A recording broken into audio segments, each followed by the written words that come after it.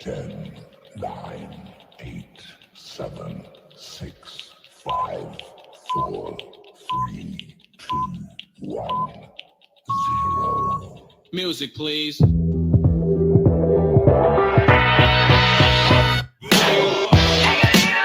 Beautiful. I hear you, baby.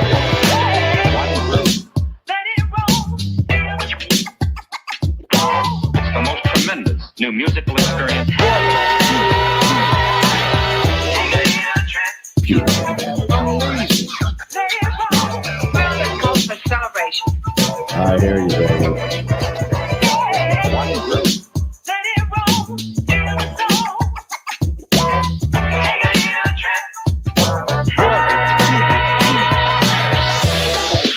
Are we on the air? Are you ready? Mm-hmm. Are we rolling? Can you hear me now? Yep, ready? All right, here we go. 3, 2, 1. You know me. I've been around forever. I know him. I know him. This is the Tony Bruno Show.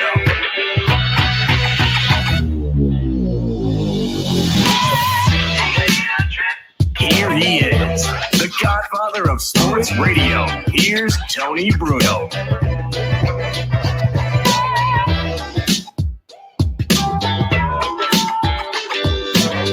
Holla. Holla.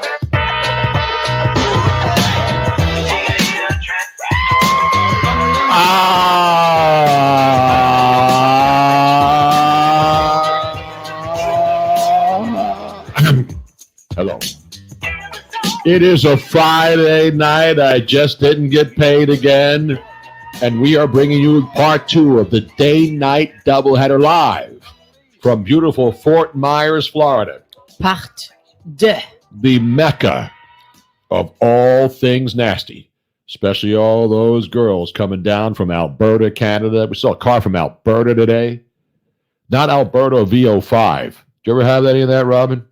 Alberto? Oh, I used to use that all the time. No, seriously, you know what it is? It wasn't. It was the VO5 was cream rinse and conditioner and. What was Alberto something? Now? Alberto. I don't remember what his first name was. Robin, really? We're just starting the show on a Friday night. We welcome you to No Filter Network. Those of you who are listening to us earlier today on the new Tony Bruno Sports Network, welcome. You know about that show. And if you haven't gotten the app yet, to all of our loyal Into the Night followers, we are still No Filter every week. And now you can listen to us all week, pretty much 365 days a year now, 24/7 on the Tony Bruno Sports Network app. Si, senor. And the one thing about that app, since we don't have a full staff yet, you can listen to it anytime. And when we're not on the air, like between 8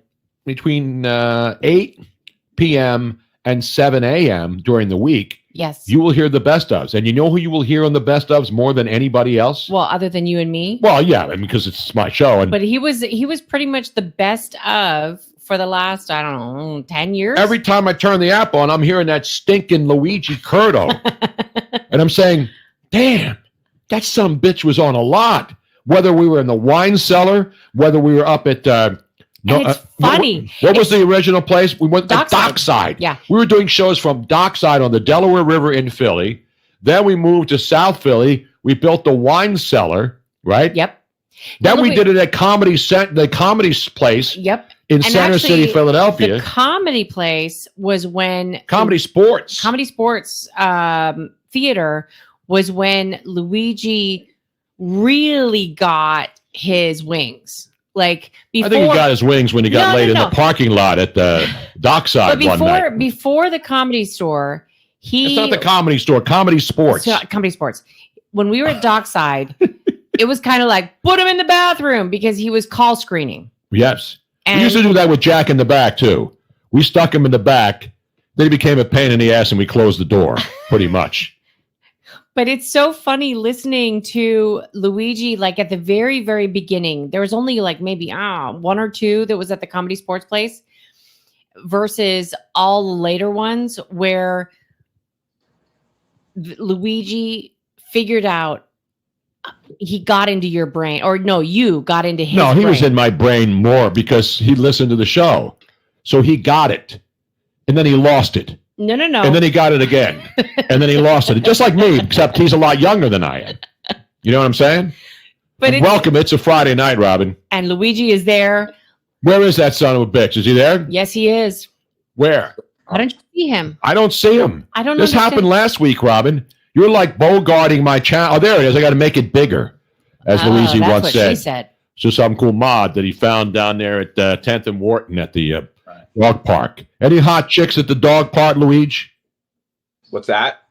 Any hot action at the dog park when you take down there to pee and all that other stuff? Just a bunch of mutts. Nothing really. Oh, I do. Sometimes they're the best thing. And you got to go with what you got. You know what I mean? Why do you think I carry an extra leash? You love the one you're with or without. You all right, Luigi? You just wake up, man. You look like you're... No, I'm good. You were just, your audio was going in and out, so I couldn't hear what was going on. I don't know if you were saying anything. I didn't want to jump in. I was waiting. Your audio was going in and out. You hear me now? Yeah, I can hear you better. Oh, okay, I just want to check, man. Yeah, you're good. You know, we had to switch from TBSN mode with no cameras, no windows, and no doors to the full stereophonic, beautophonic, and discophonic, and any other phonics you can get. And hooked on phonics, of course. Well, who isn't hooked on phonics? Seriously. You know what I'm saying? And we welcome everybody. Gene Forsberg's in the house. Paul Ferreira, the Penguin AZ, Stephen Luker, Joe Quills. Replay action reel, yo. Or is it real? It is the Bruno Nation Familia. You damn right, yo. It sounds like you're reading the credits from Naked Gun 33 and a third. Hey, Luigi, do me a favor. Get a little bit closer to your microphone. Can we get closer, my friend? Where's your mic, Just bro? a little bit closer. Where's your mic, bro? I don't have a mic. I'm talking to my cellular device, the one that I have. That's much better. You got that little, remember the movie Cry Baby? Yeah, man. With Johnny Depp?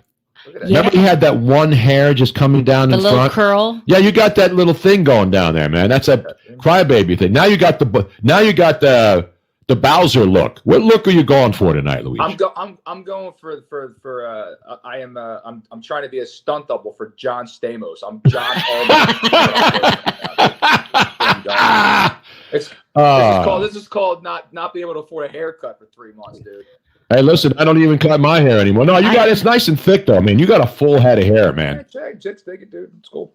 You know what I'm saying? I hear you now. I did the exact opposite. I went to the hairdresser the last time and chopped it all off so that I wouldn't have to go again for a long time. I went to my doctor and he chopped it off, but then again, I wasn't circumcised, so I wanted to get it cut. I want to be clean, you know? Because when chicks ask you, hey, cut or uncut? What do you say, Louise? Who's your moil, by the way? You got a good moil? We got, what's his name? Our buddy. Defo. No, the Ben Moyle guy who does the show. Yes, from Beer Chips and Politics. Beer Chips and Politics. What's the guy's name? Ben Moyle. No, that's his full name, his first name. Catcher for the Padres. That's right. I remember that guy. Didn't he used to fight in as the goon from South Dakota? Yes, I believe you're right, Tony. Exactly right. Yes, we did lose a great Ken Squire. I did it on the show earlier. Ken Squire. Now, listen, you don't have to be a NASCAR fan. No. But if you don't recognize Ken Squire's voice, I mean, he was. Now, remember, this guy was from Vermont. All right. So when you think of auto racing or NASCAR, you don't think about Vermont. You know, it's the good old boys from the South, the Winston Cup, the Alabama boys, Daytona, Florida. Right? I could talk about NASCAR all day long, but we'll just be going round and round, Tony. We spend the entire time. It's not really. And so you see what's going on in Vegas with the F1? Yeah. Did they cancel that thing? I think so, Tony. Did they? They had all kinds of problems, man. It was like all potholes. And then when those people were handing out the things right between the fences, and those guys in those F1 cars were trying to reach to find out if they can have girls come directly to their room after the race. Yeah, they're like Pokemon, dude. You got to catch them all, bro. Stephen Luker said that they canceled the first. I know that, but then I have to go back to ESPN because I know they had problems with the practice runs. There was like a loose. Imagine in Vegas something loose. The slots aren't loose. The chicks are loose. But I guess the manhole covers or whatever the vent covers on the strip, which they converted into this beautiful. Have you seen pictures of the racetrack, Luigi? What, in Vegas? Yeah. They sent me they sent me glossied 8x10s considering I helped pay for it for the last 10 years. So yeah. Yes. Yeah. They sent me a picture of it. I'm sure you have a nice plaque coming your way at some point. Absolutely. I have my own Wheel of Fortune slot machine with a plaque on it. The biggest sucker ever to feed this thing. That's what I'm putting on your headstone, man. A one-armed bandit, a Wheel of Fortune machine. People come up and play Wheel of Fortune around your headstone, brother. Damn right, man. When I get my house built, I'm going to have a wall of slot machines. I'm going to have a poker table, and then I'm going to have liquor in the front, and of course, poker in the rear. Right. One of our favorites. Now, Paul Ferreira said ticket sales for the F1 race were very slow. That's what I understand, that they were much lower than predicted. And because it's hard to see, and they wanted people they didn't want the people in the hotels who are paying a lot of money to be able to see the race because it runs right through the square. Which is stupid. Was there anything really driving ticket sales, though, Tony? I mean, I don't know. I mean, it's a terrible pun, but I mean. No, I hear you. No, it's a big event. It's a big deal. I keep hearing more and more people through the small circle that I have that keep mentioning F1 and wanting to go to an F1 race because it's become this big media event to be at, right? Like the who's who of who's who are always at F1 races. And it's like, they're not really watching the races, though. I mean, it's people watching. And you know what we had on yesterday, Luigi? I don't know if you know this. Your close personal friend, Warren Moon, was on the program yesterday. So I'm listening to the show, right? Mm-hmm. And I hear Warren Moon. I was like, how do you not call me right now? Because to tell the Warren Moon story. Because we talked about this. Yes. No, we talked about it several times. I called Warren myself. I almost texted him like, yo. We were teasing that we can't call you when we have every guest that you know. No, I heard it. I wanted to call it. I knew that me calling. You should have called in. It would have been really funny. I can't call in while he's on, so there's no point. You know what I mean? So I'm you could. Back. You could have. You have the special bat phone, don't you know? We have one. It's your actual. We actually took and confiscated your Sports Illustrated football phone, and it's in here now. That's the hotline. Yeah, it's no longer behind me anymore. It's amazing how that happens. It's incredible. Hey, really quick before we go on. By the way, you're getting ripped on the chat already. Sam Hawthorne says, "Can't hear Luigi for shit. Get a mic, bro." So wow. That was my question. I wanted to ask, since last week was kind of a shit show. It was the first time we did it in the studio. You mean last week was? Well, okay. But it was the first time we did it in the studio. Today, I had a little bit more time to make sure that everything was working correctly and all that. So since we are in studio and the microphones are on. Microphone check.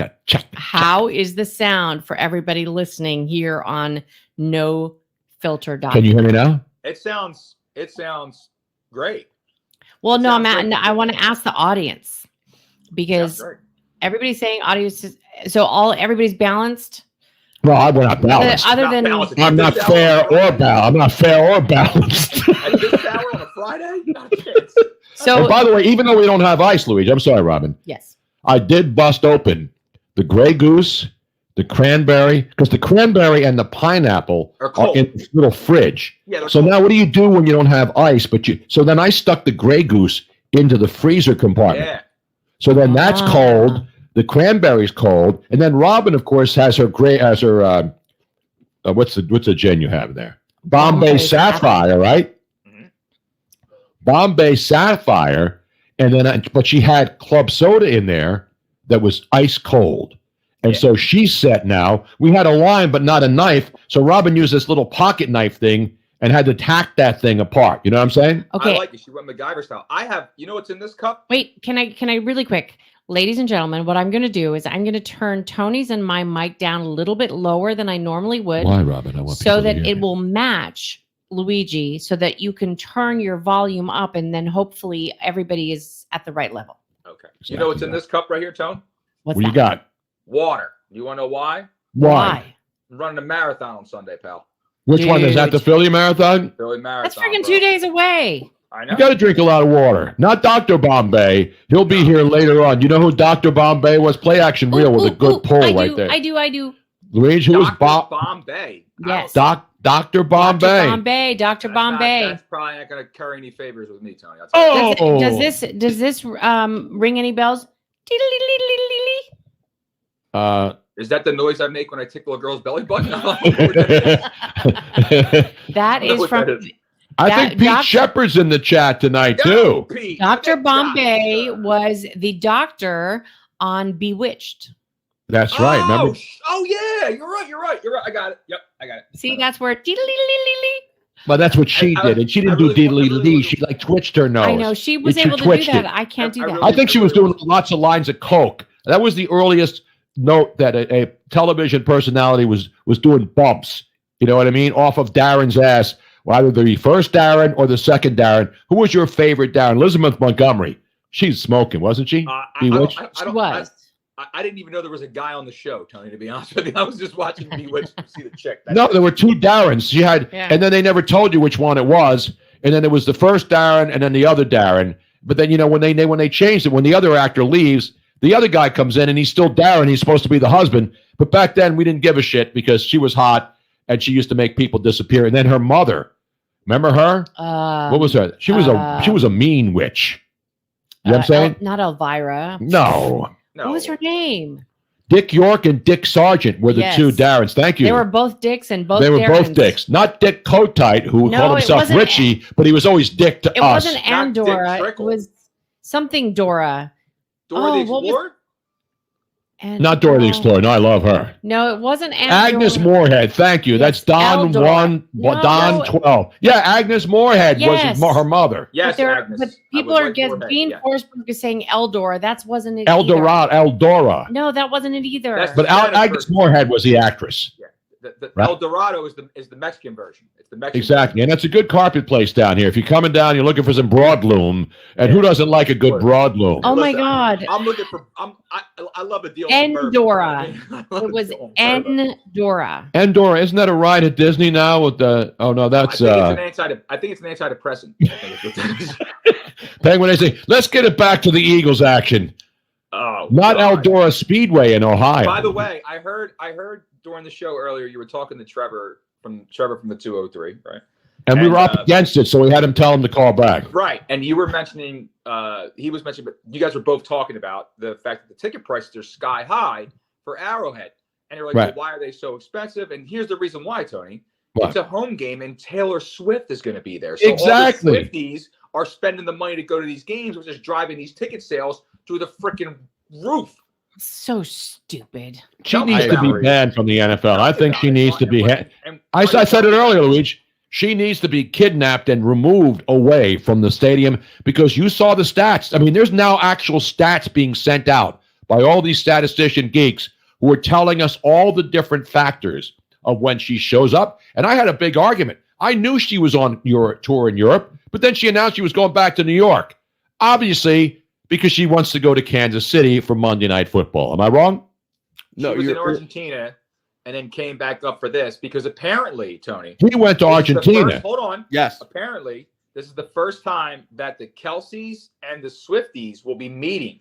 Both families will be meeting. What are you playing? Solitaire there? What do you got? An 8 of hearts in your hand? What are you holding? It is an 8 of hearts, Tony. So that I'm like the Amazing Kreskin. I'm like the guy. Remember we had the show at the Comedy Sports? He came on, and then we had the card guy. He was great. What was his name? We're getting it for $10. Max Major. Remember Max Major? How amazing was he, Luigi? Oh, I still talk to Max on the regular, man. Oh, do you really? Yeah. He had a room in Vegas, didn't he? I mean, we all had a room in Vegas at one point. He's still in Vegas. Max had the room. He's originally from Washington. He had the room here in Philadelphia at the Frankel Institute. And that's right. That's when we had him on. Then he left there and he got sick. He contracted Lyme disease. No way. He got very, very ill. And he moved out to Vegas for the climate change, him and his girlfriend or whatever. And he went into some whole holistic stuff and also actual medication and things like that. And his condition has improved a lot.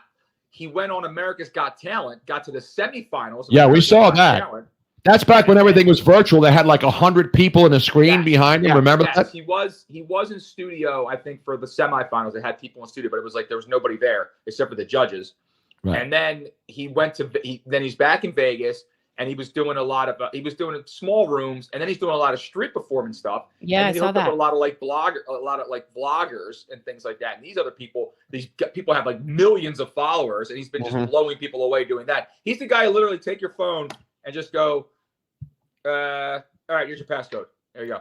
Like, yeah, it's creepy. It's That's called creepy. identity. That's a new version of identity theft. Yeah. No, he's great, and we had him on a lot. He and he blew became us a friend. away when- And then he actually ate a light bulb on our set. Yeah. And then I tried to eat a light bulb. Remember that, Luigi? Yeah, Yeah, everybody that was- freaked out a that little was- bit. when things went terribly, terribly. Yes. Yes, that's Because I'm a daredevil too. I mean, if he can eat a light bulb and chew it, I can eat a light bulb and chew it. Listen, I know you're a No. daredevil. no. Can't. You've been married, divorced, and got engaged again. You are definitely a daredevil, my You're friend. damn right. And this I is the mean, most dangerous thing I've ever done other than trying to chew a light bulb. You know what I'm saying? Here's the thing. Like Yeah, Tony both would get said, your "Oh, lip up." I can do that too." And you should have seen, like, if you were there, We had a studio audience. you should have seen Mhm. Max Major's eyes. He was like, "No, don't do that," because you have to know what you're doing. His is There was a magic. certain Yours way. just I know You're right. there's a certain way you have to chew it because the thing is about doing Tony. it straight, not getting the edges Yeah. up. You know what I mean? You don't want to get on the edge. you don't know how to Plus- do it, and your idea was just stupid. Thank you. Plus, I like when how you to do grab eat it out of your hand. when you do bite down on when you do it properly, that glass does grind down to nothing. But you got to make Exactly. sure, like when he's chewing it, you look like you're chewing it, but you're really grinding it down so that way it doesn't rip your freaking insides out when you're. I think I've had a couple shots at it. I would have turned it into sand, and then I would have spit it out, and I would have made my own little what do you call it? Hourglass. Well, Well, I no, removed you're- it. You're- We You're took not it the away from girls. you. you would have tried eating LED and been there for a month. That's what By the way, John Bonacorsi checks it just like Tim Rosevich. Now that's old school. Tim Rosevich was a linebacker for the Philadelphia Eagles, and he was a wild man. He would do Yes. things like eat light bulbs and that kind of stuff. I don't Did he think ever he's really. tackle anybody? No, that didn't matter. But he ate light bulbs and stuff, and he did weird shit. But he was one of those wild men back in the days when you remember you had Matuzak and all those guys. They do crazy Yep. shit, and then what's his name? One of was these guys were all like actors, and they got all kinds of gigs. Yes. And of course, the Mongo? greatest one was, of course, Stephen McMichael. Steve yeah, McMichael. Mongo McMichael. Yep. And then the guy that was in the Nerds movie too. What guy was in the Nerds movie? He was what he was. He wasn't an NFL player, What, was he? Ogre wasn't. In He the- wasn't NFL, or was he a wrestler? Ogre wasn't anything. Come on, Well, Robin. yes, he was. Oh, Ogre was just Ogre, Louis. It was just Ogre. It was just Ogre. And then, of course, we talked about him the other day on this show. One of the great actors, Detroit Lion, great, was in all these different movies back when in his area. He was on Webster. You know what I'm talking about, right? Yes. Hold No. on. I don't. No.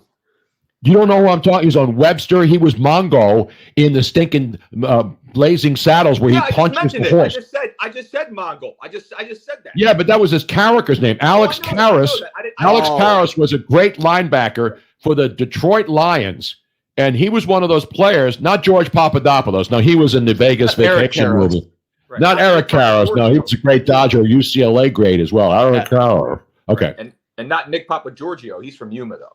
Yeah, He's in and he softball. won all the shit in Vegas. Luigi tried to pull the Nick Papagiorgio routine when he went into a casino. Thank you. And he won all the cars. Donald Yeah. Gibb played Ogre. He was briefly with the San Diego Chargers. So what? I was briefly with the San Diego Chargers too. I'm just saying. Everybody I'm was talking with the San about Diego big name Chargers. players. I just wanted to prove my point that I knew what I Oh, was you're talking right. about. You're right. You're right. You're right. You are right. You're right. Would you like me to give you Damn what do you want, a Dewey button, Robin? Yes. Ridiculous. Enough about Taylor Kelsey. By the I way, agree. for those Listen, I got a shout out to Q102 in Philadelphia. You saw the story, right? They have Oh, I banned saw that. I gave it stick taps for it. they are banning Taylor Swift music this weekend. Thank God.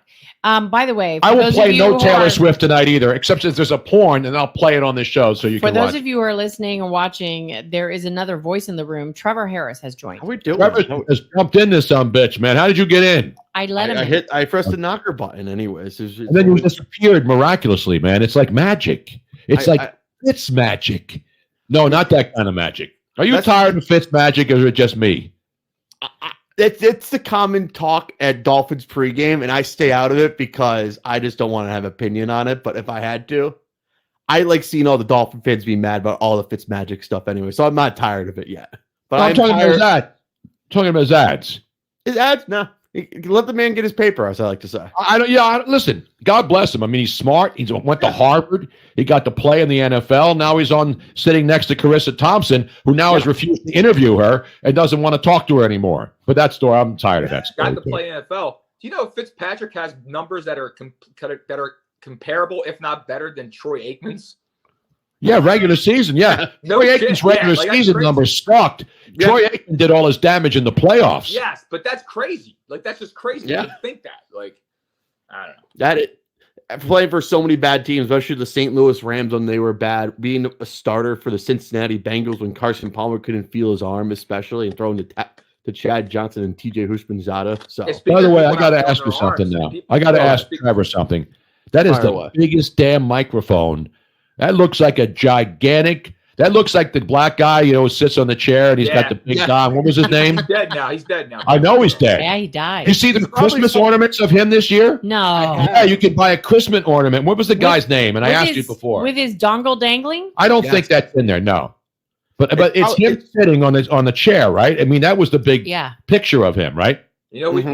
You can just call his microphone Harambe. Is what you can Harambe. Hey, when is the anniversary of Harambe's death? Because we always pour one out for Harambe. Well, Luigi's the one that has been keeping track of Harambe for. Luigi has, yeah. When we went to Disney with him, we went to Harambe Falls. Remember? Right. Yeah. Yes. And then we poured one out there. But then again, we poured one out at everything, especially in Epcot, because when you go to Epcot, no one has still done it, and no one ever will drink around the world. I don't think it's possible. I don't think it's possible either. Because once you get to Germany, you're fucking done. Like, you're done. in Germany. It's like R.I.P.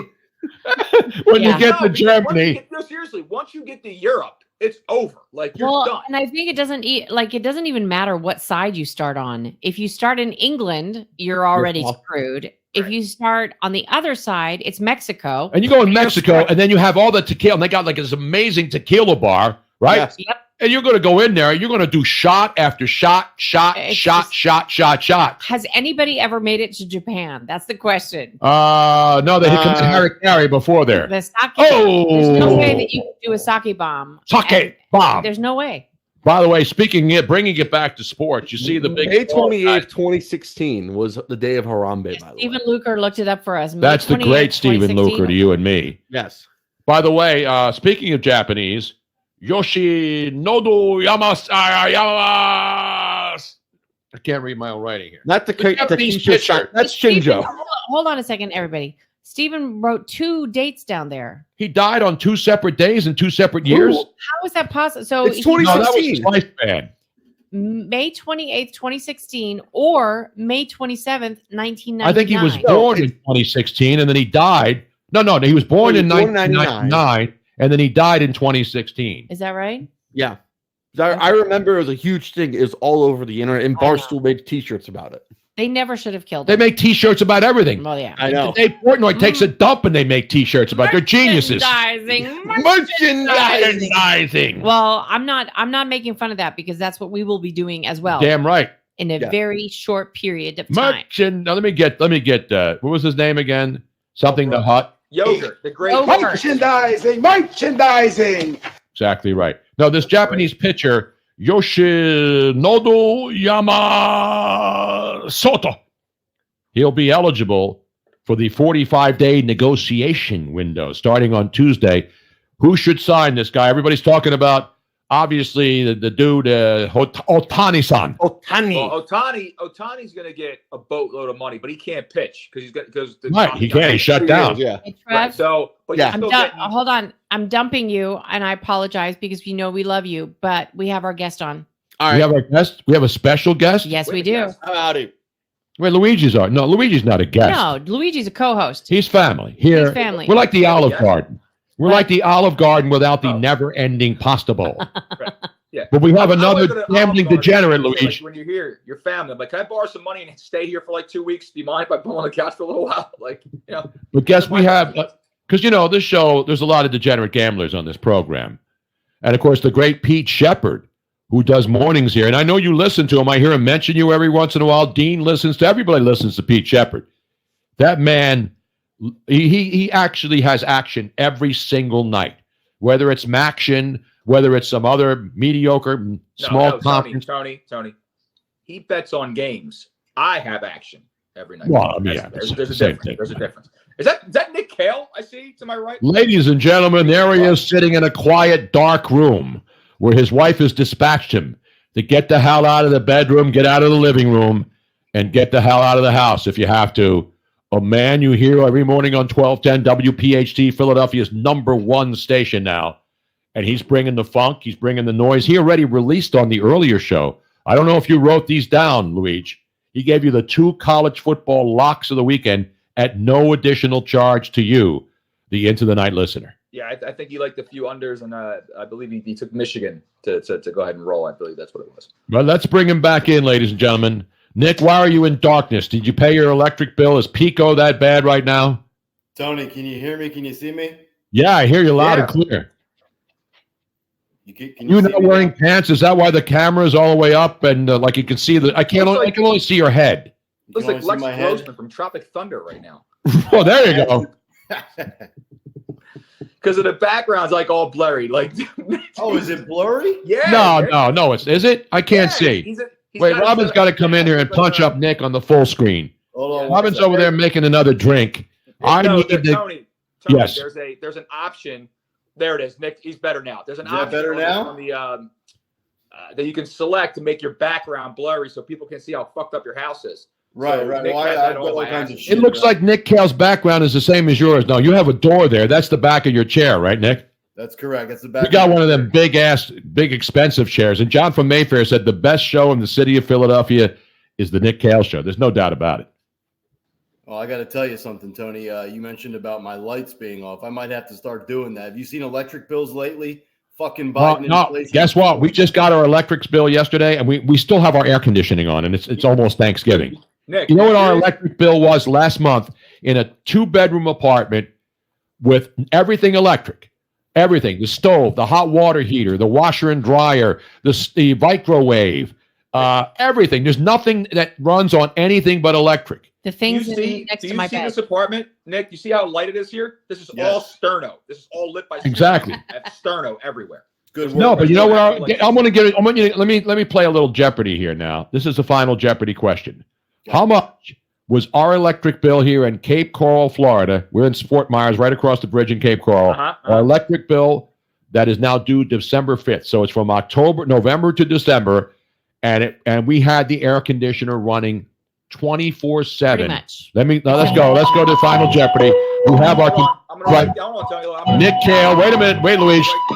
Wait, don't. Listen, I'm Alex Trebek here. I'm writing down. You ever hear anybody talk back to Alex Trebek on Final Jeopardy? You're supposed to shut the fuck up, get a pencil, and write it down. And then there it is. No, don't show it to the audience yet. Oh, Nick Cale's participating. Are you writing it down, Nick?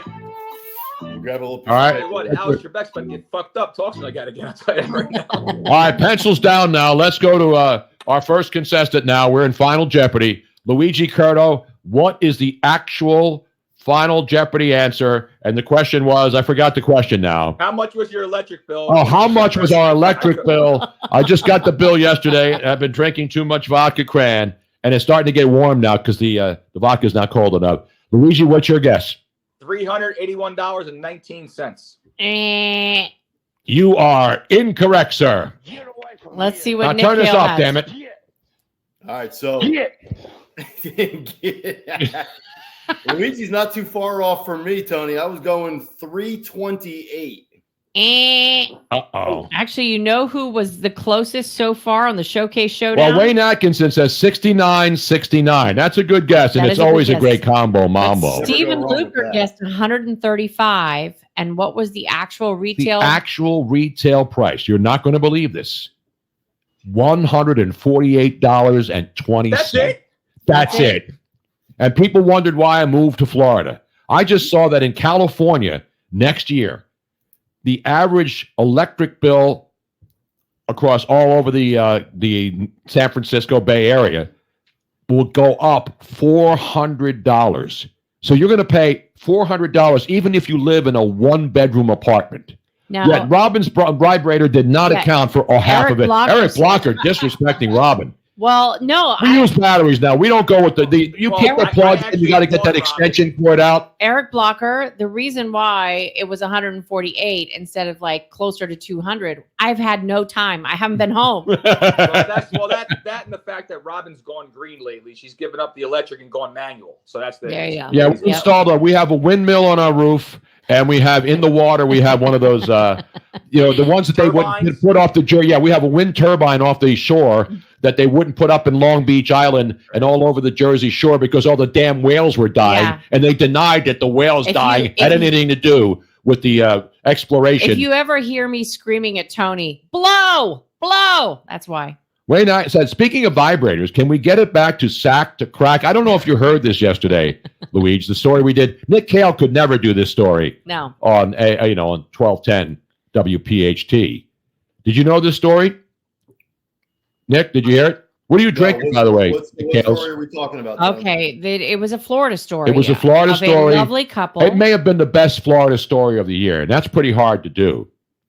It was called Sack to Crack. No. It was fulfilling a woman's fantasy. Now, should we do this again? Because a lot of people, everybody's guessing like 580. Where the hell are you people live? Actually, I should do this story again because on the Is there an show, update? Well, no, on the show yesterday, I was unable to show. That's right. Because I wanted to see, because there's a couple. Let's go back to Florida because this is a story I believe that's not getting, screw Taylor Swift. I want to hear about this couple, a frisky older couple, getting it done down here in Dunedin, Florida. And you know where Dunedin is, right? It's right near Clearwater, beautiful little town. And they were getting action, and it's all about that action, as someone once said. You know who said that, right, Luigi? No. I'm all about that action, boss. Yes. Yeah. Give me a second so that I can pull it up.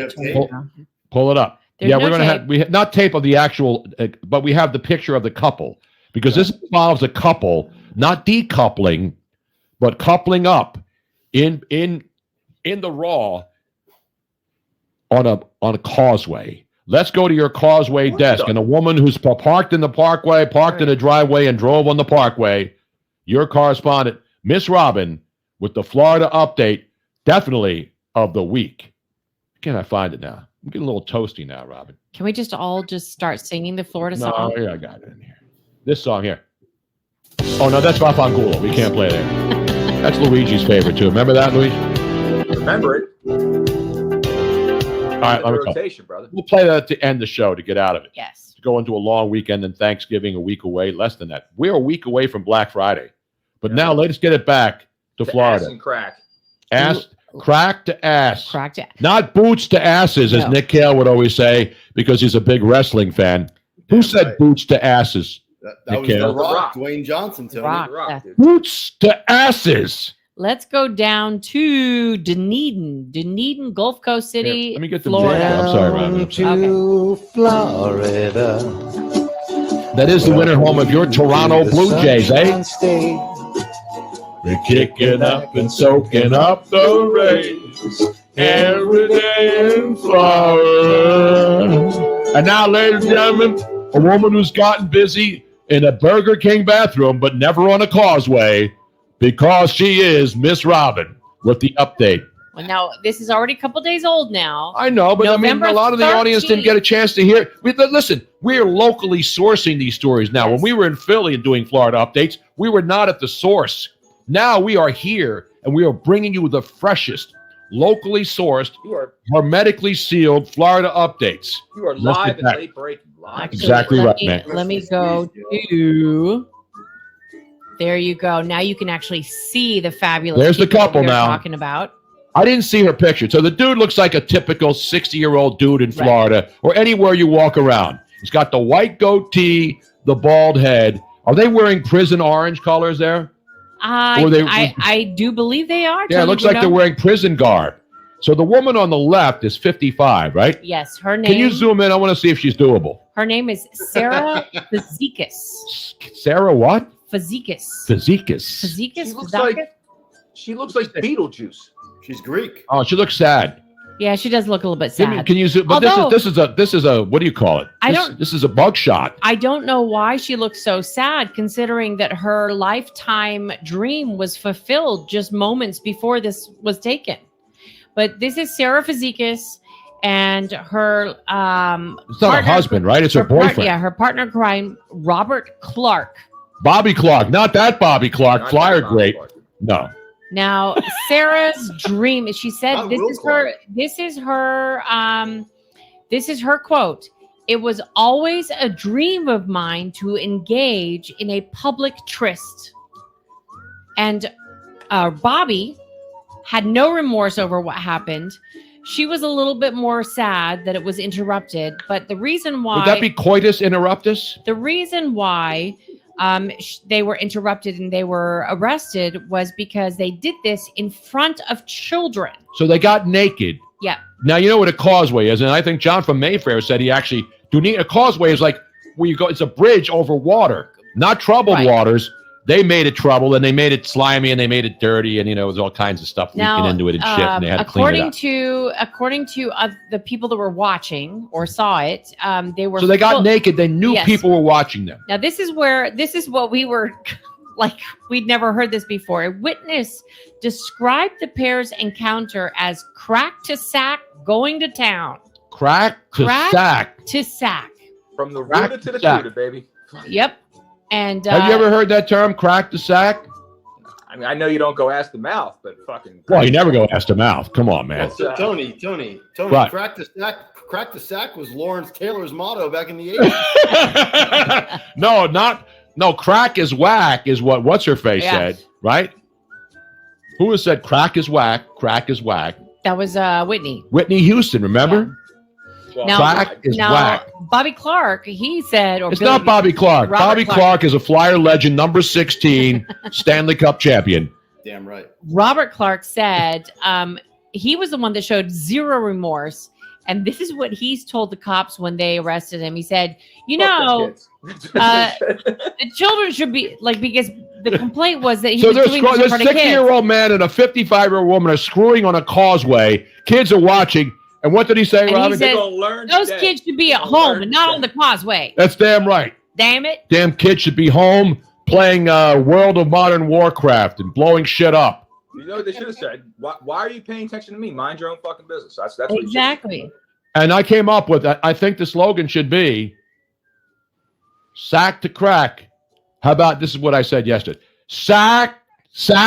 Robin, why did you turn the sound down? God damn it. Because you had the Florida music and I had to put it under everybody. I have to play the other music. Don't bring the damn thing down. Don't let me jump over the damn desk now. It's been a long week.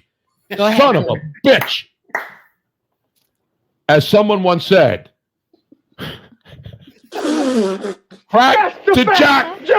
Crack to crack, jack. Sack to crack, Jack. Sack to crack, jack.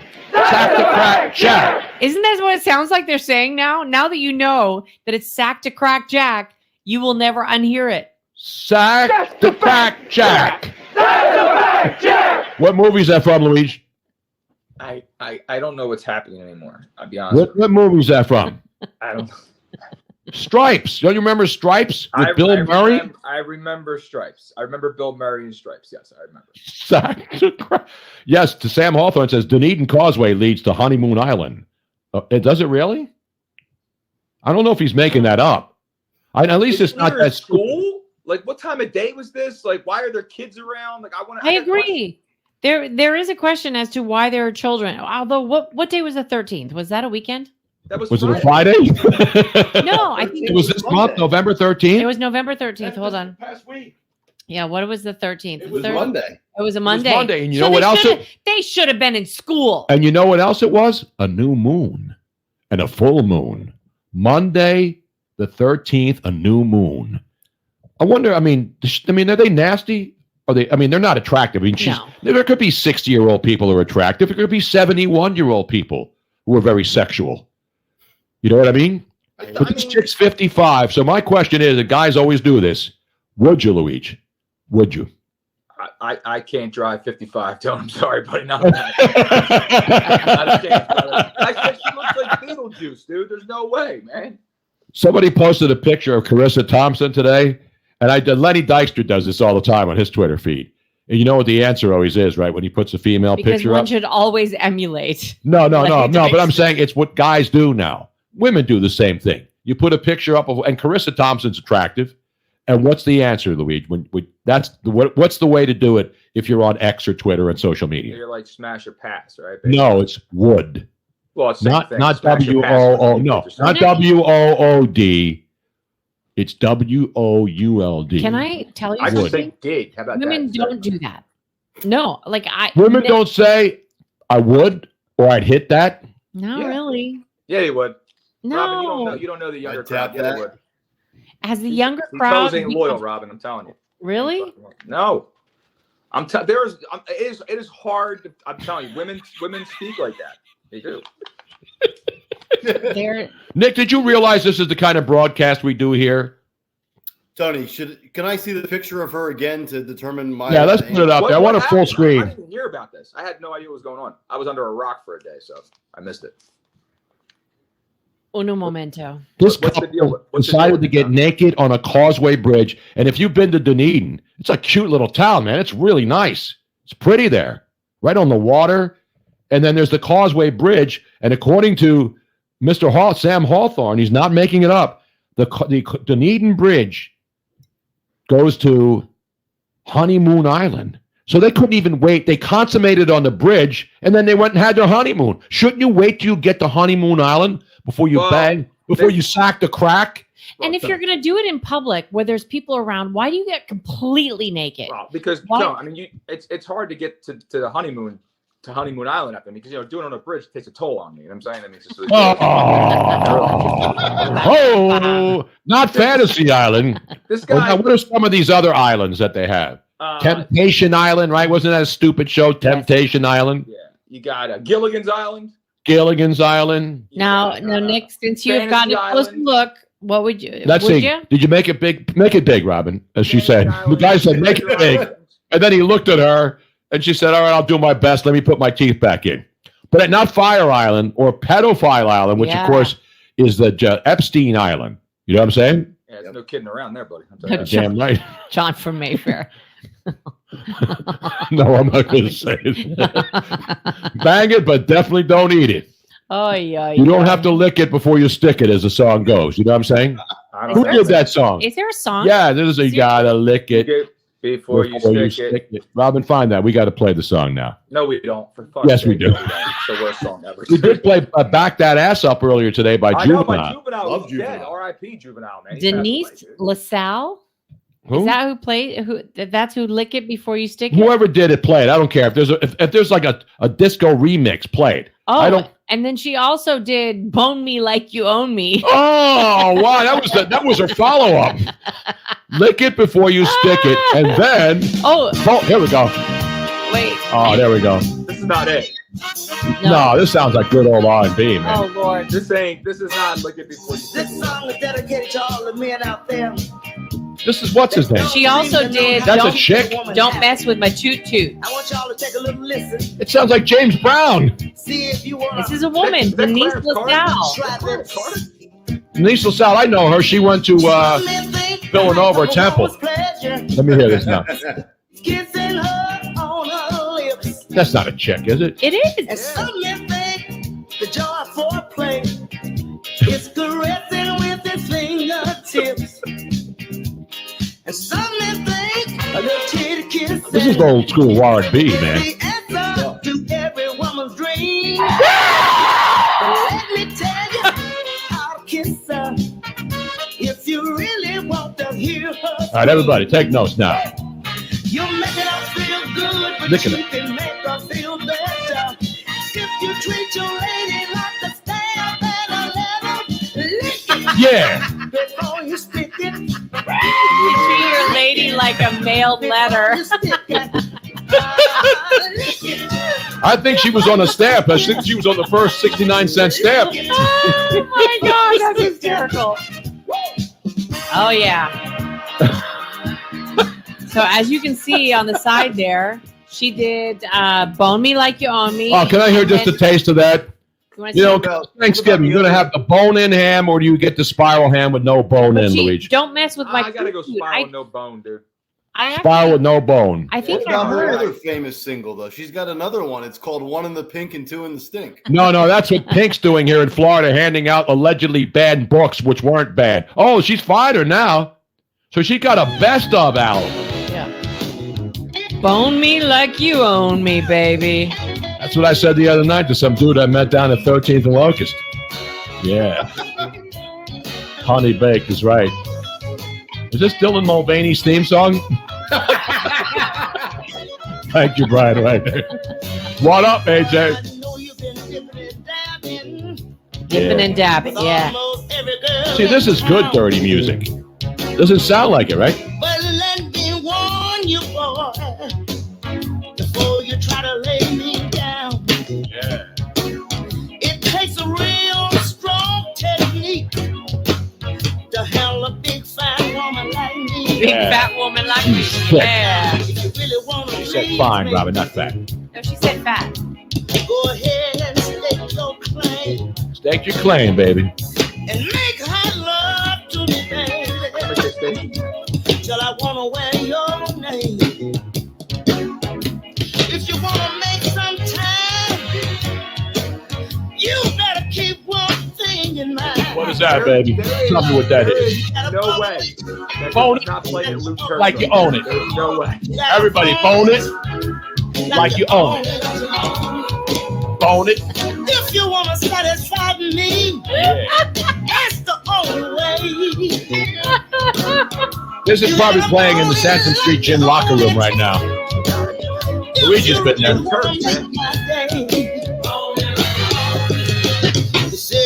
The thing is, this is actually really, really good. I know. It's I like you would think that was a song about a chick asking a dude to bone it like she owns it. Okay, wait. First, so let me read some of the other. You Should Have Kept It in the Bedroom is one of her songs on that album.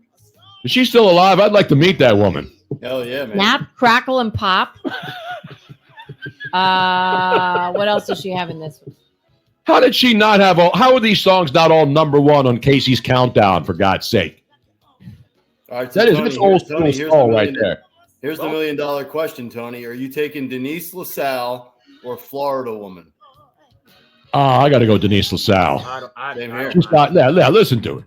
She's got the rhythm. Yeah, but she understands. Yeah, but she's always she's like a little like telling you when you're wrong all the time. No, you got to do this and you got to do that instead, and this is a pain in the ass. I might take the Florida chick outside. Fucking forget about it. It's easy. Well, I mean, listen. Don't get me wrong. If I'm on the causeway and she's laying there bare ass naked, and I've had 6 vodka crayons, I'm gonna bang that. I'm gonna what is it called? Sack and crack it. What's it called? Sack to crack. Sack the crack jack. Tony, if I have 2 more Moscow Mules, I might smash Luigi. Oh! Now I wanna play this one because I think think a Moscow Mules. Is that a metal can? Why is that a regular glass? Aren't you supposed to drink that in a copper cup or something? He's drinking that out of a wine tumbler right now because it's fucking pure glass. I hate to do it to you, man. I hate to do it to you, Nick. I swear to God I know this song. Nick, you doing are you doing This is Denise LaSalle, Don't Mess With My Toot Toot. Are you doing a vodka mule or are you doing a tequila mule? No, vodka. If you have a chance, the tequila mule. Yes. Oh, here we go. Don't mess with my toot toot. I know you have another woman, Oh yeah. so don't mess with my toot toot. I think I've heard this one before. I think it's for her balloon knot. I think it's code for balloon knot. You sweet little toot toot. Sweet little toot So toot. you can look at mine. All I keep waiting for is Beverly Hills Cop. Wait, you can't, Give it off, Robin. we can't hear you, Luigi. When the music's playing, we can't hear you. Okay. Well, what I was trying to say was I think the toot toot is referring to her balloon knot. And the way these songs sound, I keep waiting for Beverly Hills Cop to start. That's what I keep Exactly, yeah. like. Balloon knot? Wasn't that Juan Samuel's walk-up song? Come on. A balloon knot? I've never heard of referred to as a balloon knot. You know who I think just led the room? Who did? Pete? No. Gene Forsberg. I think she's had enough of this kind of stuff. Well, she missed out on a great one there. Who's Jean Forsberg? She's one of our favorite female listeners. Yes. I think she's Peter Forsberg's mom. No, that's great, Peter Ford. By the way, what happened in that Swedish game today? Speaking of Swedes, they continued that European Swedish thing. The Swedish bikini team was not there, though, so I was pissed off. Detroit was playing, right? They were playing who did they play? They won. There was a Tito's and Lemonade Ginger Ale, yo. Oh. Solid. Exactly right. Well, we were unable to get a hold of Harry Mays. He's not responded to us. Eric Blocker in the chat room says this is better than sitting in a bar.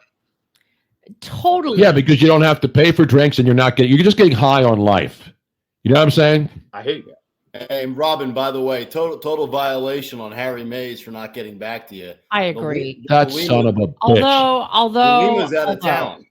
The Lima's out of town? Oh, well, he's got nothing going on. That's a total violation. Then he's by himself, 3 sheets to the wind, and he didn't get my phone call. Son of a bitch.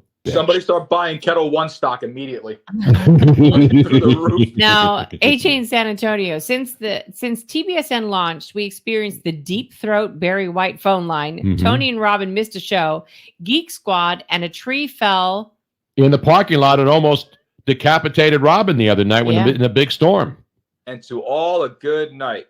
Greg Stocker is not calling in today, although he should be and listening to some great nighttime radio. Me by that much. Well, no, that looked like some carnage out there with the tree. That was pretty scary, huh?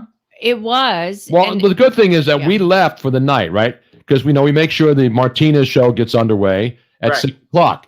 And then once we hear it's on the air, we actually left at 6:15, which is the earliest we've left. So we go home because Kathy making dinner. So we go and stop at Publix. It's some milk and bread. And we're listening to Martinez and Company. And it sounded good. And they had some guy on from Iowa. Yeah. And I said, okay, the show's going. Let's go in Publix. We ran in, got some bread and some, because she made roast pork and we needed to get some fresh, crunchy baguettes to make some sandwiches. You know what I mean? Some roast pork sandwiches. It was they got baguettes at Publix too?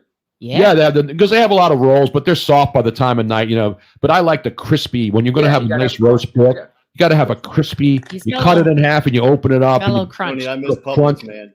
I miss Publix. Publix is expensive though, man, but they got good product in there. Wait, Nick, did you live down here? When I was in Nashville, Publix and Kroger were the 2 main grocery stores. Yeah, Publix isn't just exclusive to Florida, Robin. But I knew that it was like a South thing. And then you got Winn-Dixie down here too. I always loved Publix, and Kristen wants to shop at Kroger because it was cheaper. But I'll spend the money on Publix. I think they got great product. They do have great product. The only time we go to Publix, I mean, here's the real deal. If you're on a budget, you can't just shop at Publix without coupons. Yep. Yeah, you got to do the coupon thing. And then I get the 2-for-1. I go out and I pull out an ATM machine out of a wall, clean that out, and then I go in Publix and make sure I can buy, some quality product. You know what I'm saying? I really don't do that. They do that in Philly, though. I've seen that a lot now. Crashing your car and then tying a chain around an ATM outside at some of these places. The thing is, these people don't understand. Do you have any idea how hard it is to get into the actual ATM? It's damn near impossible. I watched this on a show. Someone found one in a storage unit. They had like several people, like welders, come in trying to get this thing open. And when they finally opened it, it was empty. There was nothing in it. But it took days with professionals with professional equipment to try to get it open. They think they're going to get the lockbox out of it. No. And that's another thing. You're stealing it from a fucking bodega. There's like $80 in it, dude. Like that's how much is put in there when they fill it. Well, the problem is a lot of these places are cash only. So people have to go outside in the ATM and get cash so they can go inside before they get robbed inside and outside. Right. It's better to just rob the store. That's not an endorsement, by the way. But I'm just saying we're not condoning any kind of burglary here. It's not an endorsement. I'm just saying if you were. That's right. Paul Ferreira says, Brian Wagner, cash only, but not. No, I go farmers only before I go cash only. I prefer OnlyFans, but that's my choice. Well, I'm starting an OnlyFans too. Thank you for promoting it there. But you know what? When you say cash only, you know what I say. Straight cash, homie. Exactly right, man. Yeah, not Johnny Cash. You'll set up an OnlyFans, be one person, be your only fan. We'll be there. That's about. And how about Cash Me Outside? Did you see how much that chick's making now? That Cash Me Outside chick? Freaking believable. Because she's got an OnlyFans now. You know how much she made this year? Per month. No, for the year. Oh, per year. $18 million on her OnlyFans account. Cash me outside. How about that? How about that? Remember when we did that story? We were still doing the shows at the comedy sports place, Yes. I think. And we had the chick that was the local weather chick on Channel 17. Yeah, Remember she's her, in, like, Louise? she's in like Wisconsin now or some shit. Yeah. And she was all drunk and wasted, and they threw her out of the comedy club, Helium, right across where the street. Robin's son worked. Yeah, he was there. He was on duty the night that happened. And that chick got all wasted and shit, and she got all, really, really, What really, did she really. say? You What know, was her? you know who talks to her? Who? Eric Cohen. Our good friend Eric Cohen. My buddy Eric Cohen. He still communicates with her through social He is media. very friend. Yeah, Brian Wagner has it. That was the phrase that Oh, pays. that's right. That's it. She says to the cop, "Lick my asshole." How about that? We used to have that on tape. It was on tape. They caught it on video. Yeah. I have it. You have it? You have it? I have it on my soundboard. Yeah. Where's the soundboard, Luigi? It's in my freaking bedroom, dude. Why? Whip that baby out. We've gone over this 1,000 times, Tony Bruno. I know, Robin. We need to get Robin, him. who was the weather at? That wasn't Sheena Parveen, was No, it? no. Sheena no. Parveen was way classy. Yeah. This chick was like on THL 17 in the morning, and she was wasted. And so she gets into it with a cop, and then she says to the cop, "Lick my asshole." How about that? Yeah, Nick, dude. Play Action Bill says he has video of his wife saying the same thing. Oh! Excuse me while I whip this Hang on, out. sorry. White chick out at like. Think about a basic It was sloppy Philadelphia white chick at, like, 1 o'clock TV in the morning. reporter Wait, Colleen that's what she wants. Campbell. That's right, Colleen Campbell, Yeah. not Colin Campbell or Colin Thompson. And she was at comedies at the Helium. Helium Comedy Club. Robin, have you been drinking? Yes. Un poquito. She was at the Helium Comedy Club to see stand-up comedian Craig Robinson.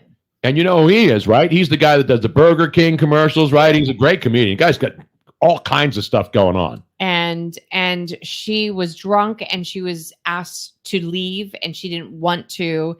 And then she was physically removed and it was a big thing and she became belligerent. And the cops came, right? Yeah. And then Oh, she's yeah. yelling at the cops. And then when that was the final thing where she told the cop that was there, "Lick my asshole." How about that? She's not making $18 million a year with an OnlyFans. She's making 18 grand a year doing weather in Wisconsin. What's the Catch Me Outside? What's her name? Oh, I forget. her She's name. from Schifoso. You know what I'm saying? I gotta look this up because there's like, did she age well? Did she I don't know. She got dollars. I mean, she started making money, right. and so she got big boobs, and she's all dolled up now. So you know, this is what she looked like back in the day. she was on Maury, right? That's where her claim to fame Yeah. was, because that's where she said it, right? No, it was no. It was the Dr. Phil. Dr. Phil. Was it Dr. Phil or Maury? No, it was Dr. Phil. And her mom brought her in for an intervention because she was so rude and obnoxious And wasted. And her name is Danielle Brigoli, but now she is known as Bad BHAD Baby BHABIE. It looks like a bad braciole to me. You know what I'm Bad saying? baby. You wrap it up, you tighten Catch up, you me put outside. How about that? So is she hot now? I don't know. Is she hot? She looks like. Can you make the picture bigger, Yes, Robin? I'm doing it. Bad Brigoli. Yeah, she got all dialed up. She's got hair extensions, big boobs. And and guys are pigs. She looks like trouble. And That's not what good she looks. not good Not trouble good either. She made $45 million last year on OnlyFans. Hang on, I'm trying to put some credit card information in. Hang on. $45 million. Damn.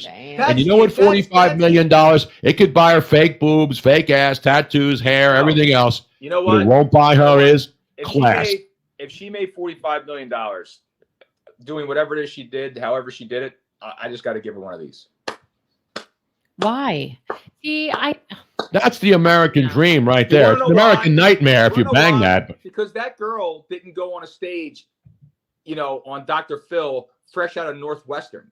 She was a freaking hood rat, dude. Yeah. She is a hood rat. She still is a hood rat. And she made a comment on TV and wrote it to whatever she wrote it to. Now, whatever she did after that with the OnlyFans stuff and wants to be a schifoso, that's on her and that's her moral compass and whatever direction. No, because people started throwing money because it became a meme, right? And everybody was saying, what was it? Say, cash me outside. How about? Then they made songs about it.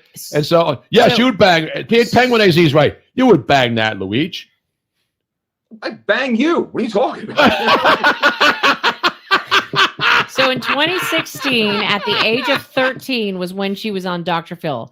At age 17, 2016, 17, so that's 4 years. So at 2020, she was in rehab for substance abuse. Duh. Yeah. Really? Who would have thunk it? Duh. I mean, what a big surprise. The biggest story is that she survived all of this stuff. You know, thank God, because a lot of these people are so messed up. I got Ugats, dude. So yeah, congratulations to that chick, man. Seriously. Serious. If she didn't say "cash me outside," how about that? And that became a big thing, and with the memes, and they did a "cash me outside," how about that song? But the bottom line is, it became a fad. So more people were saying it, and then they were saying, "Oh, who is that? Cash me outside? How about that girl?" Then she went, as Robin said, she went to rehab, and then she got out, and people were still asking about her. And she clearly had some facial reconstruction. Of course she did. If you make $30 million, if you make $1 million, you're going to get all fixed up. Hey, you know what I'm saying? So this was. Wait a minute. I got a request now. Penguin AZ wants to hear. You know what she is? Turbocharged. Yes. Turbocharged. She got turbocharged. Yeah, she got turbocharged. You know what I'm saying? I don't know. She looks like she comes with a bag of flaming hot Cheetos, though. I know. Let me see another picture there. Let me see how hot she looks. Can you zoom in on her? She's a skank. Let's be honest. Yes. Not Dr. Phil. Nobody would bang that. No, we don't know if she's a skank. I mean, she's just. No, please. You can't say that. I don't know.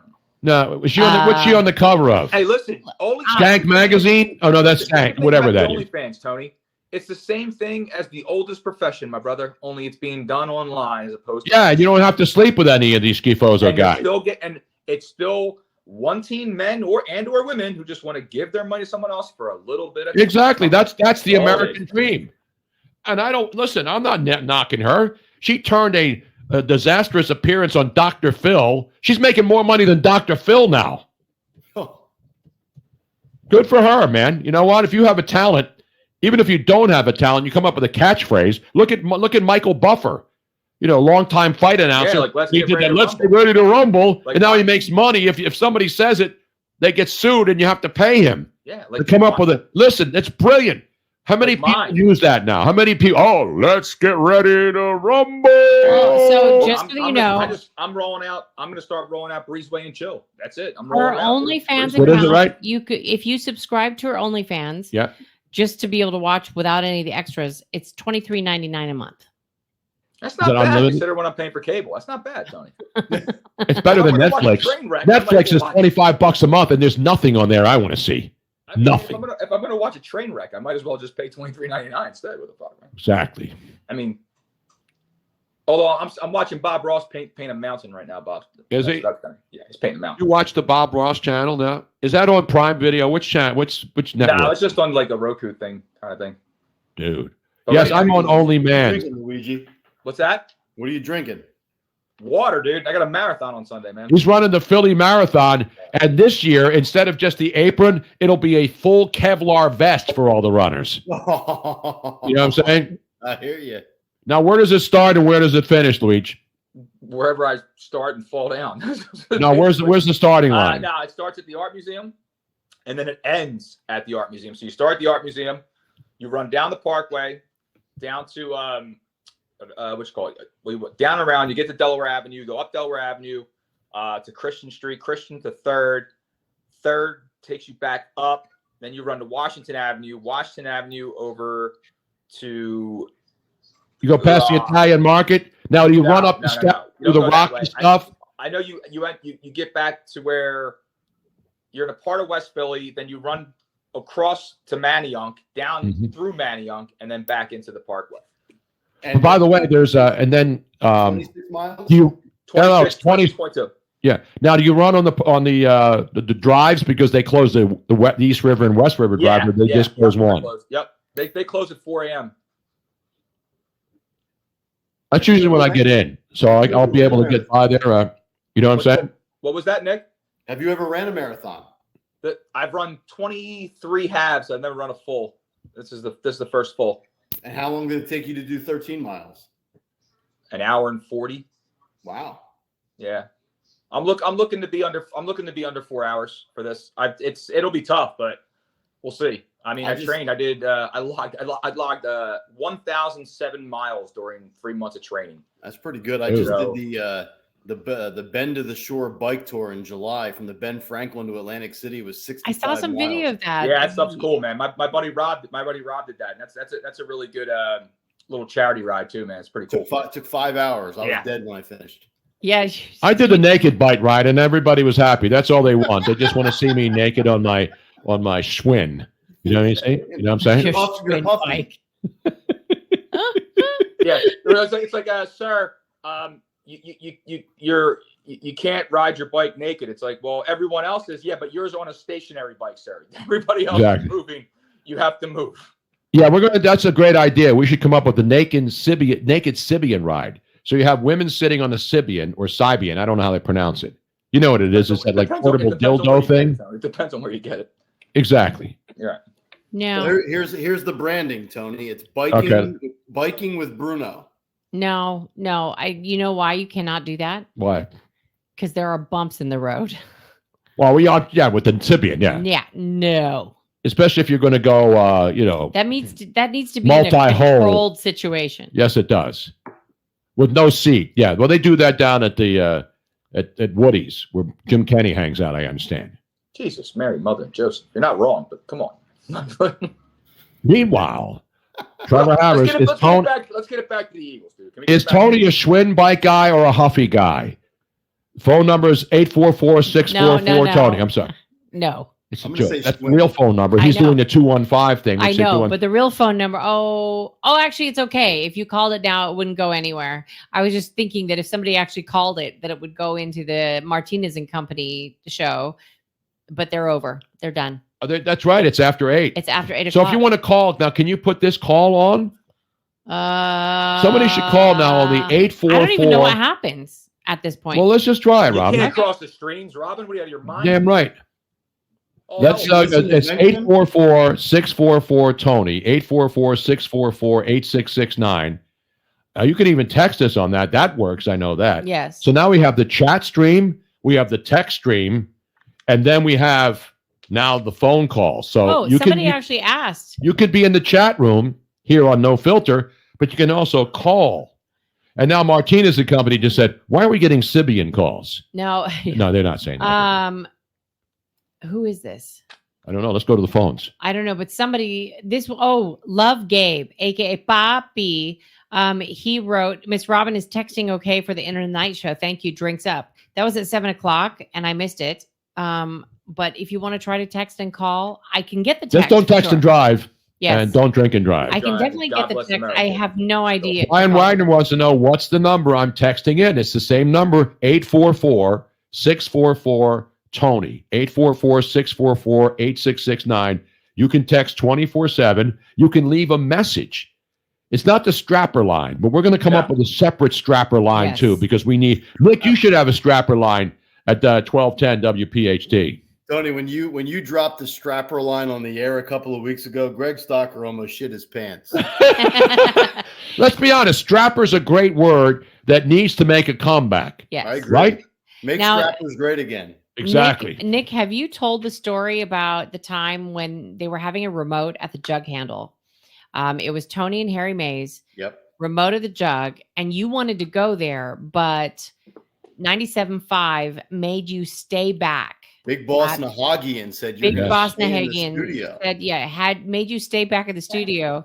So I forget who it was, but I think it might have been several of the fans brought some kale in. That's right. Yes, they did. And they put kale on the table. On the chair where you would have been. Where you would have been. It was an homage. It was a kale homage.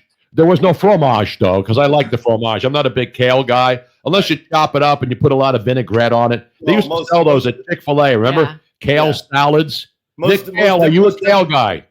Most Democrats aren't big kale guys either. You know what I mean? Yes. Yeah, But they had the kale setup. And remember the other remote at the jug handle where I got relegated to studio duty, they had the cardboard heads. Oh, yes. That's right. The big heads. The big heads. The fat heads. And these were fans. So these weren't the professional ones. No. These were fans who made their own big heads. Yeah, what they did. And they would go to the WWE events and hold them up before they became professionally it was so made. cool because what they did is that I don't know how they managed it, but they blew up your photographs or right. That's how they make something, the big heads. But they were on regular 8x10 paper, and then they pasted them and cut them out, and so your faces were like overlapped pieces of paper. It was really cool. Yep. Remember the Jose from our fans. Norristown head? Yeah. What? Jose from Norristown. Oh yeah, Jose from Norristown had a big head. Had a fat head. Forgive me if I'm wrong, but didn't those heads make it to a WWF event? Yes, they did. Right. They did. It was Tony, Harry, myself, and Jose. Yep. Yes. I remember I saw the heads on like Monday Night Raw or some shit like that. No. By the way, AJ Lopez says your whole music is worse than a Kenny G concert. Yeah, we don't have control of the on-hold music. But AJ said he tried to call in and he was waiting. Okay, so it's not coming through because I have it programmed so that it only comes through to this phone here in studio during Pete's show and our show. Well, our show's on now. There's nothing. Why can't you cross the streams there and get this sumbitch on? There's nothing wrong with Yanni, by the way. No. I mean, not Yanni, not with Kenny G. Dude. I agree. Brian Wagner would like to say thanks for the weekly entertainment. Now, Brian, hold on. Brian, why are you saying weekly? We now practically have daily entertainment. Every day. If you are not listening to TBSN, then there's something seriously wrong with you. Now, Play Action Real just texted, he said. So is the text coming through? Yeah, the texts are coming through. But so do you see Play Action Real's text? What did he ask? What did he say? Probably said this is Play Action Real says, "What up, yo? What up, yo?" But the most important thing on the show, you know what it means, right? Robin? Everybody must eat. Everybody must eat. Everybody must eat. Damn right, people. Damn right, baby. Now, if anybody would like to come into the knocker room with these two lovely gentlemen who are here, please feel free to do so because I will bring you live so that I can go pee. Yeah, we could even stay on the breezeway together if you like. It's up to you. Now Trevor's asking Nick, how is his boy Clyde Dorenzo doing? Isn't it Anthony Dorenzo? Yeah, it's Anthony. Yeah. I don't know who Anthony Clyde Dorenzo. is. Yeah. It's bad Dorenzo knowledge. It is. Terrible Dorenzo now. I know that guy too. Well, I know that kid. No, Trevor Harris said he knew Dorenzo. Oh, Clyde is his middle name. Is that right? I did not know that. If that is the case, I'm going to start busting his balls on the air. How can your middle Trevor name knows. Trevor knows Clyde, Anthony, but his middle name is Clyde. Did not call know him AC, dude. You got to go homage to AC Slater. We do have somebody that would like to be able to say hi. Stephen Who is Luker. All right. Stephen Luker out in Hemet, California. Hemet, California. Hemet. And while you're doing that, I get to go to the bathroom. All right, number 1 and number 2, Robin. No comment. All right, she's not going to reveal I don't see Steven. Steven's there. Steven is there. He is there. Hi, Steven. Hi, Luigi. Oh, there he is. We got the Quattro box now, not the what company made the Quattro? It's a goddamn Survivor Series in here, Tony. Who made the Quattro? Audi, right? The Audi Quattro. The Audi Quattro, yeah. Not Quattro Formaggi. Not Susie Quattro. Remember her? Of course. Luigi, you don't remember Susie Quattro? No. Is that the Tell Me Quando chick? No. That's somebody else. Susie Quattro was actually part of that whole Happy Days thing, right? She was, and then she had her own hit song, "Stumbling In." Now Robin just went to the bathroom. What's that? Isn't that your theme song for your life? No, that's Robin's theme song. Stumbling in is what I do every morning at 5:57 a.m. Damn right, man. Damn right. By the way, do we have college football action? I need some updates. I think we do. I think Steven might have some like NCAA. Steven, what do you got going on out there in California? I hear they're getting bad weather, right? Are you getting bad weather out there? Yeah, we did on Wednesday. It was raining, thunder, lightning, and it was pouring. It's like half the Power Rangers right there, dude. I didn't lose Yeah, power. it was so bad. Chairman Xi had to send for an immediate shipment of those umbrellas from Temu in China, and they delivered them right away. He didn't even have to wait 3 weeks for the Temu delivery to come in. But the pandas got there though. The pandas got there. They got the pandas.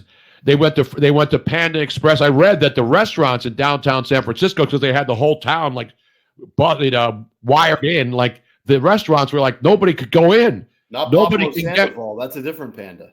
Yeah, that's a different panda. That's right. That's Not Kung Fu Panda. That's right. Right. And what else? Panda Express. Panda Express. Panda. Hold on. Panda. Not the Panda. Who was the baseball player called the Panda? That's Pablo Sandoval.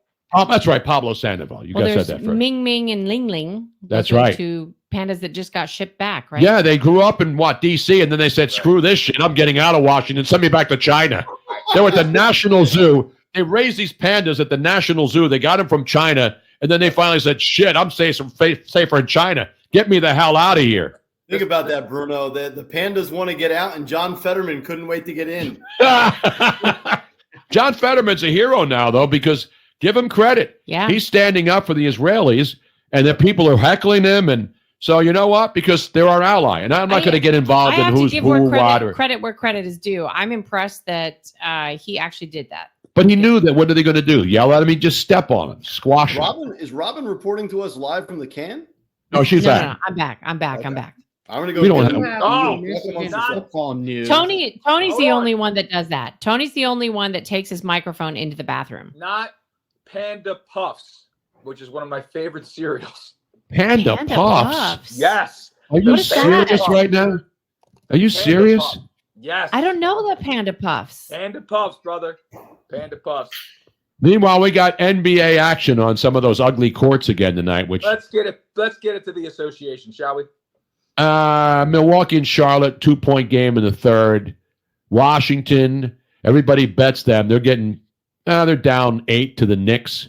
But the Washington Wizards, man, they stay in games and then they lose it at the end. They choke more than well, I'm trying to think of something. Your 76ers trailing the Atlanta Hawks tonight, Luigi. Down there in Atlanta by 6 at the half. They're not at half, they're in second quarter. Cleveland leads Detroit. Boston, I know my boy Pete is all into the Boston Celtics, who are, by the way, pretty good. Yeah, they are. That game was it? Michigan football news. We have a Michigan football update? Yes. Let's go to the update. NBA talk here, Steven. Nobody cares about in-progress games. It's bullshit, man. Let's get it. Let's get it back to. Get it back to the Wolverines. Let's go to Michigan. They fired another coach today. Did you see that? They fired Chris Partridge. Their linebacker. I loved him with Danny Bonaducci. Remember that? The Partridge family? Let's see. Oh, yeah, he does well in a pear tree. I don't know. Yes, he does. So Chris Partridge, what was he? Offensive coordinator, defensive coordinator, running backs coach? The linebackers. He ran the linebackers. This is ridiculous, right? So obviously, the Buffalo Bills lost, so they fired Ken Dorsey, their offensive coordinator, who had one of the greatest meltdowns last year. Remember, he was up in the box and he screwed up and he starts trashing the place. You remember that video, Nick? Yeah. He got up and he starts trashing the. And remember, Ken Dorsey was a quarterback at the University of Miami, was he not? He was a great quarterback. Won a lot of championships. That's a lot. That's good knowledge right there. Miami and Notre Dame this weekend. Is that this weekend? No, they're not playing, are they? Not this weekend. Here, Tony, I have the gift for robbing the share of the. I have it. Hang on just a second. Which gift is this now? This is Ken Dorsey. Oh yeah, busting up the and the booth. press box. Watch this now. Here he goes. Oh, throws down the headsets and picks up the monitor and then starts smashing it. And then he knocks it off the air. Yes. Yeah. Ken Dorsey, ladies, look at him go. Well, Tony, remember, that's what I do after I lose a parlay. We were actually here's the full thing. We were actually watching it live, and we were like, I think. And then the Bills got pissed off because they put that on TV. Well, they want those guys up there running plays down, and then when the guy busts to join up, we're not supposed to see that. Come on, man. And then the coach right there next to him is just like minding his own business. He's like, do you know how that stuff doesn't happen? Win. Yeah, when you don't call the right play, win. As a throw an interception. That would be my rebuttal to the Buffalo Bills if I'm the broadcast company going, well, if you were winning, we wouldn't see that. So it's basically like going for it, and every time on fourth down, it's like all you gotta do is stop me. Just stop. You never see me get out of control and throw shit around and bust up the studio. I mean, usually because I'm ducking out of the way. No, seriously, have you ever seen me explode and bust shit up, Robin? No, you never throw stuff. It just comes out of your mouth. You understand the words though that are coming out of it. Burrow is officially done for the season 2. Yes, we had the Joe Burrow story earlier this afternoon. Are you not listening to the Tony Bruno Sports Network? I've been busy kind of cleaning lately, Tony, this whole week. Come on, man, you can listen. You don't have to cleaning. It's on an app. You can. It's on an app. Like I have the app on my phone, and then I have it on my Alexa as well, so I get to listen to the reruns on my Alexa when I clean. We'll do it. We do it live every day. When news breaks, we fix it on the show. We had the breaking news about Joe Burrow. We had the breaking news about the tight end Mark Andrews, who's done for the year. He said he's been cleaning for a week. The place looks like shit. What are you talking about? You know we need to send over there, Robin. I need you to play the song. I don't buy it. I don't buy it. The cleanup lady. Remember the cleanup woman? Yeah. Robin, find the cleanup woman. Hey, Tony, I'm gonna roll out. I gotta FaceTime my daughters. All right, well, ladies and gentlemen, let's put your hands together. A man with yeoman effort tonight. And yo, man, you were good. I'll repeat the picks you gave out. Georgia minus 10.5 in college football, and Michigan laying the lumber 19.5, right? Lay it hard. Yes, sir. Bang them hard. Where's that? Is that Luigi? Is that Philly, Luigi? We love you, Nick. Yeah, where's the ambulance? Is that in Philly? Hold on. Very important information. Nick, will Tony be on Wednesday morning still, or is it vacation? I'll be off, so I would assume just take the week off. Gotcha. Yep, I'm going to take the rest of the year off. All right, man. I need a bye week. Me too. And I'm straight. Here we go. Here's a little clean. We're going to send this out to Stephen Luca tonight. What was the name? Betty Wright? Is that who did it? Betty Wright. How about that poll? Wow. Betty Wright. The cleanup woman. How much? Nobody plays more. The best of the. Look, listen to the whole song. We playing any cracker music tonight? Hell no. Wait, no. What the cleanup man? Just get my best love. Oh yeah. You know what? I'm gonna do a little bass for you. Where you going, Luigi? Oh, he's playing a little bass. Just get my baby's love.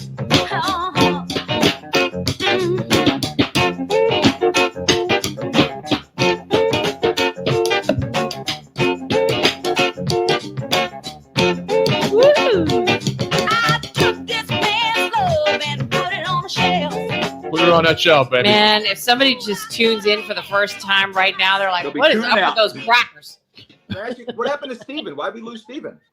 I don't know. He said, I don't know. Nick Cale had to go and FaceTime his kids. Nick Cale just popped off, but then Steven dropped off. Where did he go?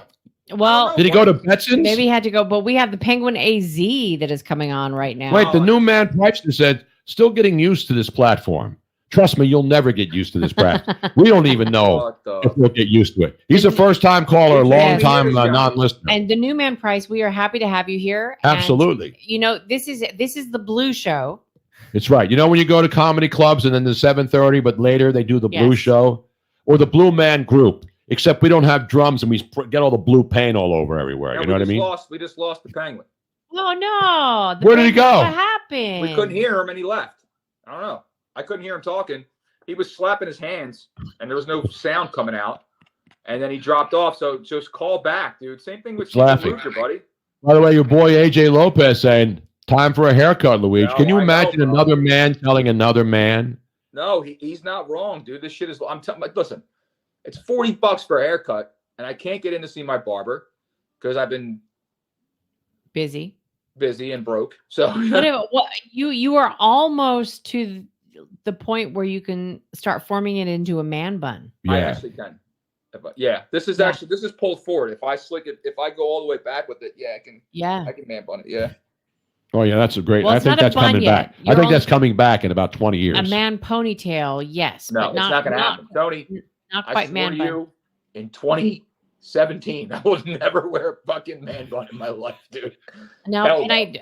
Now, let me- people can are I- asking no, Brian Wagner about your wall camera. I'm sorry, Robin. I got to answer a question here on the chat stream. What do you have that's more important than Brian Wagner, who provides I us just wanted great to let you content? know that The Cleanup Woman by Betty Wright is paired together with The Trash Man by Surf and Bird.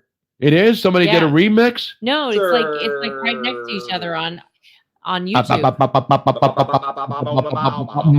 Yeah.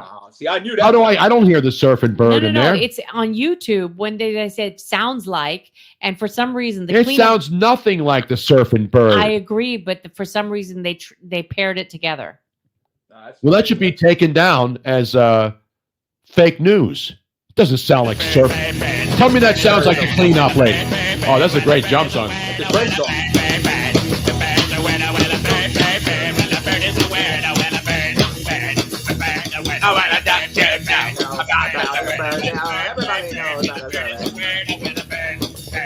There's a drum solo. Here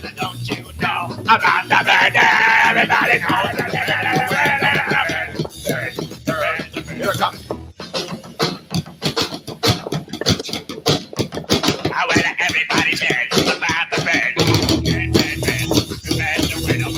Wait till the good part Hold comes on, up. hold on. If you close your eyes, you can actually imagine this being Tony singing this. All right, play.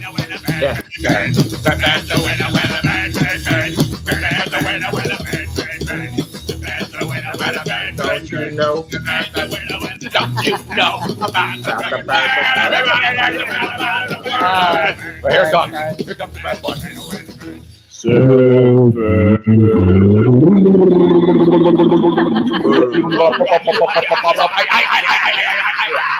Oh my God! Wait, tell him. It's Tony.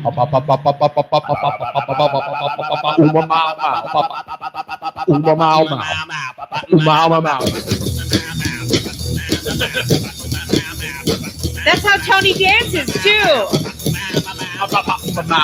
Yeah, that sounds just like the Cleanup Woman by Betty Wright. No, but it's definitely how you dance. This shit slaps, yo.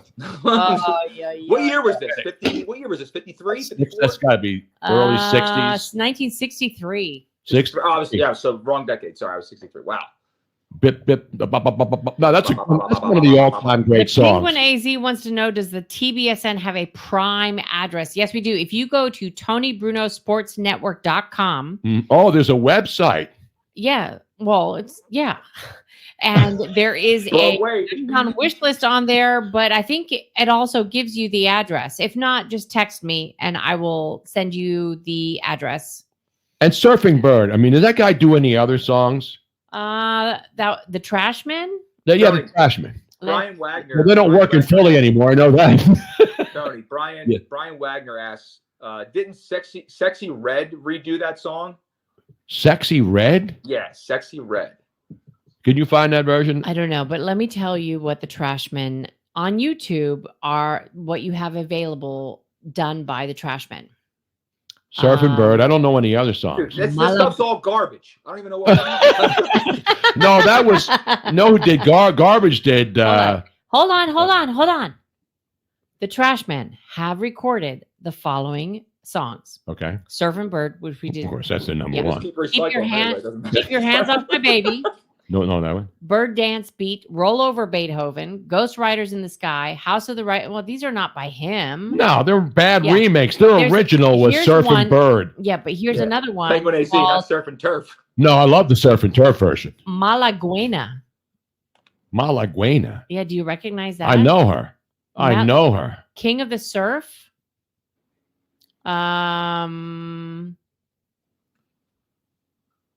There's not a lot of other. I don't know if he's joking because Brian Wagner's a joker. Tony, how do surfers say hello? Hi. They wave. How? They wave. Was it remade by the Ramones? I don't know. That's what Stephen Luker says. Let me look at Malaguena. This is Trashman. Does the surf match the turf? This is. That sounds like the Ventures. Remember the Ventures?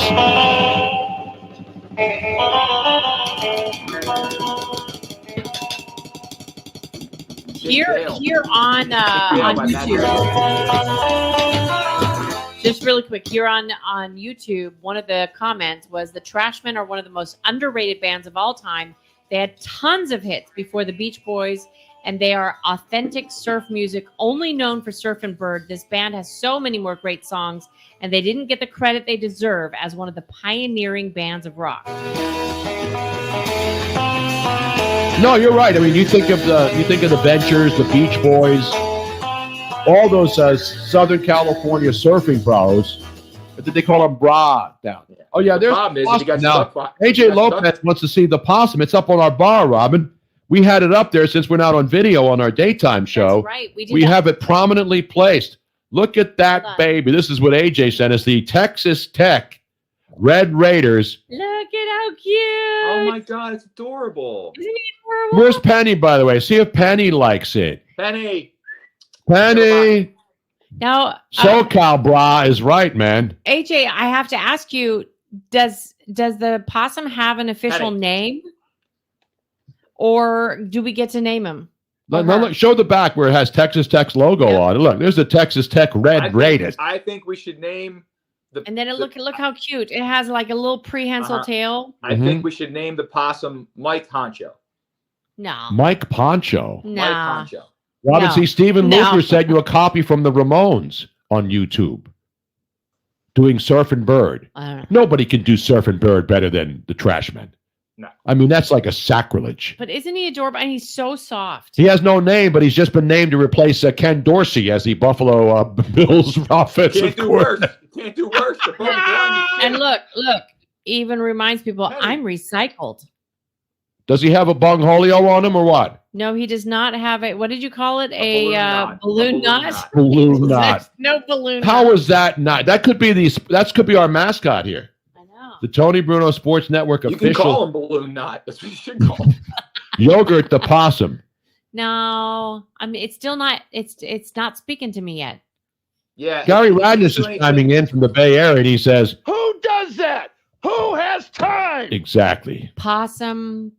No, you don't got to call him like. It doesn't have to be like Princess Possum. Like it doesn't. It doesn't have to be with a P. It is spelled either opossum is the official way to spell it, but most people don't. Yeah, do it's that. opossum. It's an opossum, But it's pronounced possum. Now, we're getting requests now. Opa. That's well, that's a Greek thing, or it's your grandfather in Europe, right, or the Netherlands. Yes, that is my grandpa. Now, Matthew Raposa says Pete. No, I mean we already have a Pete. We need to name him something that's Not the Schwartz Pete. That's racist. That's racist. No, Trent Darby did not redo that song. Come on, man. Come on. So George Jones. We have to explain to Penguin AZ, how do we get possum from a Texas Tech Raider? There was a possum When they played TCU, right? They played TCU, and there was a possum on the field. Right. And Pull up the video. I want people to say it. Okay. Because these bastards down there, that possum runs onto the field, didn't hurt anybody. He wasn't even playing possum. He was just walking around. And unfortunately, if Kevin Harlan were doing that game, he would have done an unbelievable play-by-play. Like the guy's the possum. drunk. The guy's drunk. The possum. He gets to the 10, to the 15. They're chasing him down. The guy is drunk. It's the best. Not Pasquale the possum. How about that one? All right, here we go. Pasquale. Not Possum Kingdom. So now here's the game, and look, here's the possum running. Look at him go. Look at that gait. He's at the 20. He's at the 25. And then he stops. Now watch. He keeps going. And then they go out with one of those claw things, and they grab. Look at the teeth. That possum was pissed off, man. I would be too. Tony, look at him. They got one of those claw things, and the Texas Tech Red Raiders are like, don't be messing with my possum, bitch. Tony, that possum got a high motor, dude. Absolutely. It's pretty good. I wonder what his 40 time was. That some bitch was picking him up and putting him down. I love possums. I don't. Anyway, he got dragged off the field and then became a unofficial mascot. Well, down in Texas, he became somebody's dinner. He became a late night dinner when they put him on the rotisserie and had him on the hot coals. You know what I'm saying? AJ in San Antonio goes, Possum's last words were, I'm speaking to America here. Yeah. I actually have his last words. Thanks for bringing that up, man. I have the last words of the possum. exclusively on tape to the Tony Bruno Sports Network. Where the hell is it now? Oh, wait, I had it here. Brian, Oh, here it is. This is the possum. I'm talking to America here. I'm talking to America Brian here. Wagner says, possums. They're just playing possum like at Bill Cosby's house. I'm like, oh. Yes, Ryan Neff. Now, Ryan Neff reports exclusively that Carissa Thompson has confirmed that the possum was real. And he did, but he also didn't stop to talk to her. So she interpreted what he would have said had he had stopped to talk to her. You know what I'm saying? What is the Carissa Thompson thing all about? Because she went on a podcast and with the Barstool guys, and then they brought up something that she did 15 years ago. Yeah. Remember, she's not a sideline reporter now. She used to be a sideline reporter. Then she became a studio host. She hosted a Thursday night prime game when she was like 20-something. Yeah, and so she said that when she would go out and try to get coaches, because they got to try to grab a coach when they're running off the field. Yeah. And a lot of times the coaches don't want to, and they don't even say anything. So she said there were times that I would make it up because I couldn't get the coach. So I would look at what happened, and then I would say, well, they want to be better in the second half. They got to stop the turnovers, whatever. And then she admitted that when she was back in the day. She actually made up some stuff that the coaches said to her. If she but she based it on what she thinks they would have said. And now, of course, everybody's going crazy. Do I think? See, a lot of people want her fired. Yeah. I don't want her fired. Look, she did it 15 years ago. And yes, the answer to the question is would, with a capital WOULD. I actually have probably a very unpopular opinion about Clarissa Thompson. What, would? Well, that's a popular opinion. Not Clarice. No, that's somebody else. That's a popular opinion, and yes. But I don't think it's that big of a deal. Then why would you? She was asked to bring it up again. Yes. Because that's what Barstool, those guys are geniuses. Well, and here's they'll bring something up from 15 years ago, and then it becomes the top story on every sports channel all over the country. And then today she issued a statement. She said, play that shit. Not clitoris Thompson. No, that's a different shit. Can I tell you why I don't think it's that big of a deal? Why, Robin? So when you're a sideline reporter and you have... No, is this coming from your sideline reporter experience, Robin? It's coming from a experience of deadlines. Like when you are in the business of media and you have hard outs, you have breaks, you only have a certain amount of time to say something. And if a coach blew you off, or if you were trying to get to them and something didn't work out and you're like, shit, the camera's going to be on me any second. What would be better? Would it be better for you to come on camera and say, I wasn't able to talk to them? Or would it be better for you to say, this is what they said, which was most likely what they were going to be able to say anyway? But here's the thing. Nowadays, coaches don't want to talk. I mean, obviously Nick Sirianni doesn't like to, but they have to. But like in baseball, they went as far as to have a guy live, Kenny, what's his name, on Fox, was in the dugout during the World Series interviewing players after they batted. They were interviewing the managers because they want people to hear, and the managers agreed to do it. Right. They're not sticking a mic in their face. But the problem with football coaches, whether it's college or pro, most of them, the college guys, they grab them when they're running off the field, and then they get a couple, and then they'll say, hey, what do you think, blah, blah, blah. And college coaches now know that the sideline reporter of the network doing the game is going to ask them questions. And a lot of times, even Nick Saban, he doesn't say anything. But in the NFL, it's become a new thing where, they ask a coach what they think, but it doesn't have to be on camera.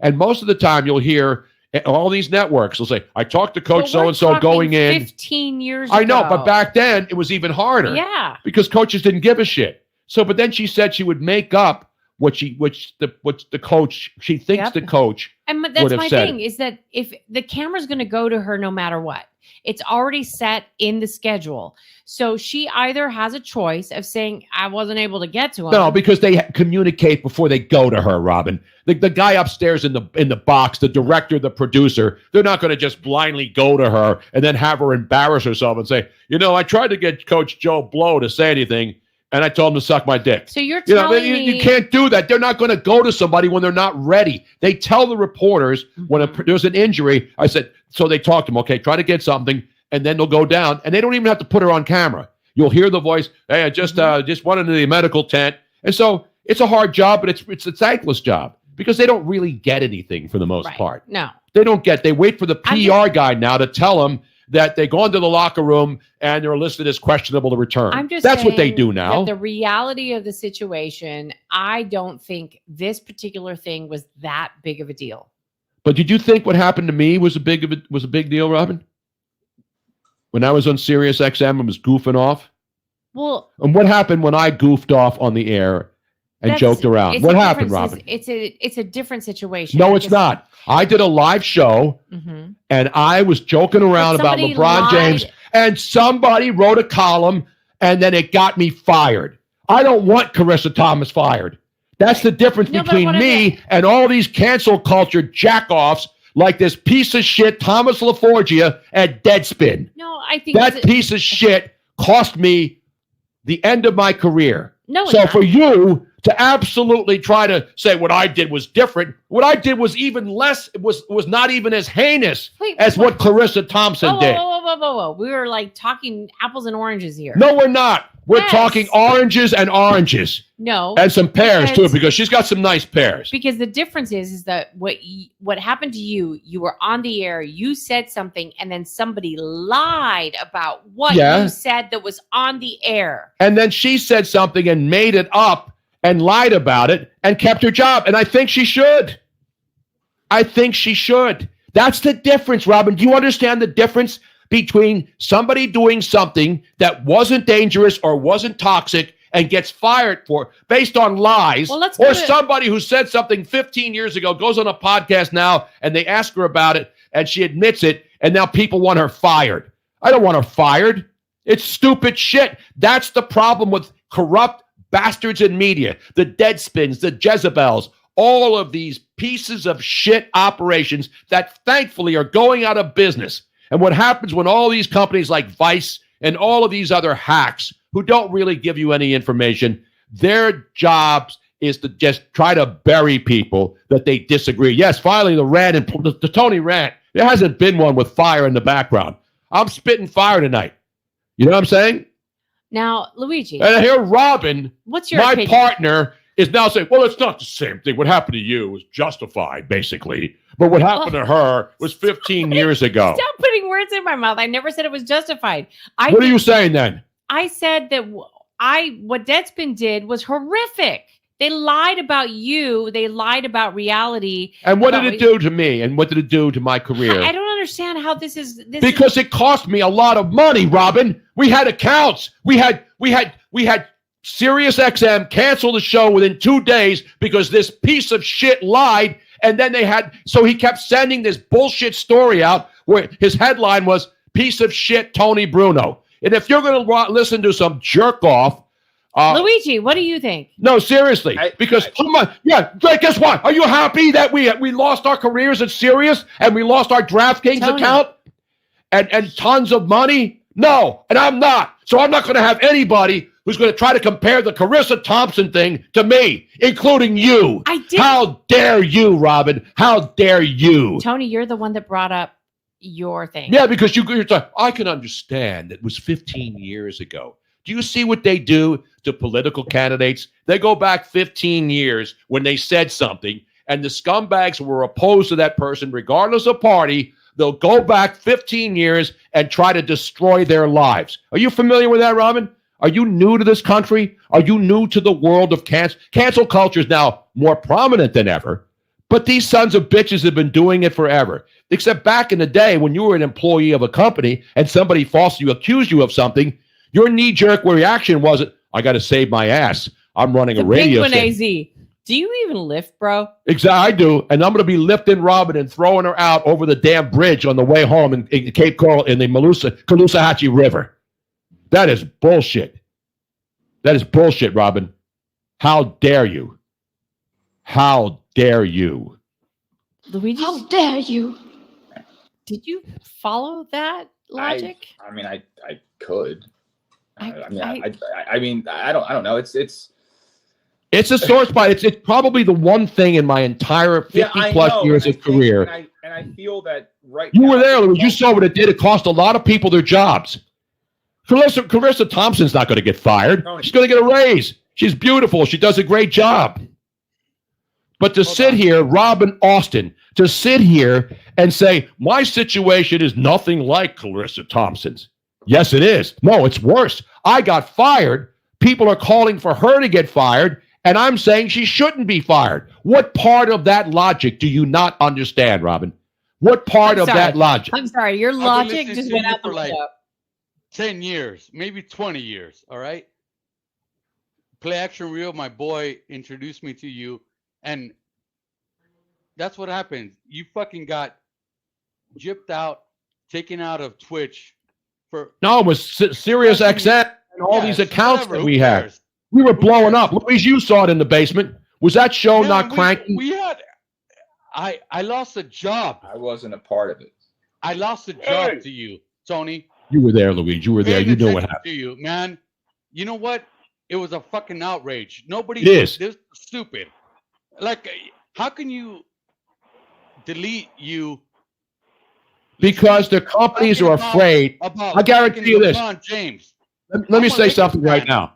I guarantee you, if there was an uprising, and there were a lot of women sideline reporters who said, what she did was wrong, but they're not going to continue it. What she apologized, and didn't even have to apologize. She said, what I did what I did. I want to get the elephant out of the room. She does a podcast with another female. And so I like to listen to people when somebody tries, because let's be honest, the Clarissa Thompson story was like big news on every sports station in America, right? Mm-hmm. Am I making that up? No. Everybody was talking about it. I didn't bury her. I didn't say she should be fired. But if somebody like me does something, and the company doesn't have my back when it's a false accusation, I shouldn't have gotten blown out too. Correct. So the difference is, if all these women came together, all these former broadcast women, sideline reporters, if they all said, you know what she did is wrong, and they just kept going and going and going, they would have fired Clarissa Thompson. Correct. But they just give their opinion, and like everything else, the storm dies down, and Clarissa Thompson wasn't fired and shouldn't be fired. But the other women who were the pioneers of side, the Andrea Kramers who I know, and all of these women who were the pioneers of doing that on the sideline, and now you see women everywhere in sports. So if the pioneers are asked their opinion about Clarissa Thompson, then people listen. But they stopped short of saying, you know what, she should be taken off the air. Can I just And that's point the out difference. that And no media columnists were writing and saying that she should be fired. I am supporting both of you, saying that neither one of you should have been fired. So I don't know how you turned it around. Well, there's a difference because one was and one won't and shouldn't. Who's in that box there? Who's in that fourth box? I'm gonna give my the floor to my boy AJ out there. Who is that? Raider fan over there. AJ, San Antonio. What happened to you, man? I don't recognize you. Maybe because I'm drunk and you're in a small box the size of my thumbnail. Well, he's probably at another cigar bar somewhere. Where are you? I'm at the cigar bar. Where else am I going to be? Dude, Luigi, are you all right, man? I'm fine. Luigi is like beat up. Luigi looks like he just lost a 3-round fight. Luigi's problem was his opinion was asked about 10 minutes ago. Go ahead, Luigi. Go ahead. Actually, I didn't even know you were here. I couldn't see you because my camera was over top of your face, AJ. You got the clock maybe if your thumb wasn't in the front of the camera, you'd be able to see me. Uh-oh, now we got another little squabble breaking out. All kinds of hell is breaking loose here. You worry about your own goddamn thumb, pal. Now Robin's pissed at me because I yelled at her. Now Robin's going to be all pissy. Tony, just relax. Tony, she's got to be used to you yelling at her by now. Yeah. I never yell at her. You'll be yelling at her at the wedding. What? Are you kidding me? Like No. What wedding? No. What wedding? Look at what Dean wrote. Look at what Dean wrote. Hold on. He goes, Dean wrote a little bit ago. He goes, note to self, November 17th. Tony's second marriage is off. I didn't call off the jam yet. I didn't call it off. But that's one step closer, Robin. Tony, I don't think he's worried about you calling it off. I think he's worried about me calling it off. I just go. Dude, there's 4 guys here and 1 girl. I feel like I feel like we are the cheapest bastards at a peep show in Atlantic City. That's what I think we are. That's what it feels like. I'm going to bet right now at Tony's wedding. He's going to be ripping Robin when she throws the garter.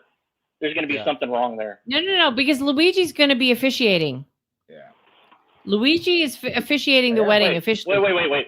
Tony's ordained. Are you gonna ordain your own wedding, Tony? No, he Hell can't. yeah. It's not. That's illegal. I'm getting ordained. See, Luigi's not even ordained. I've been an ordained minister for years, and I'm a man of the cloth. And even the Pope calls me for consultations now.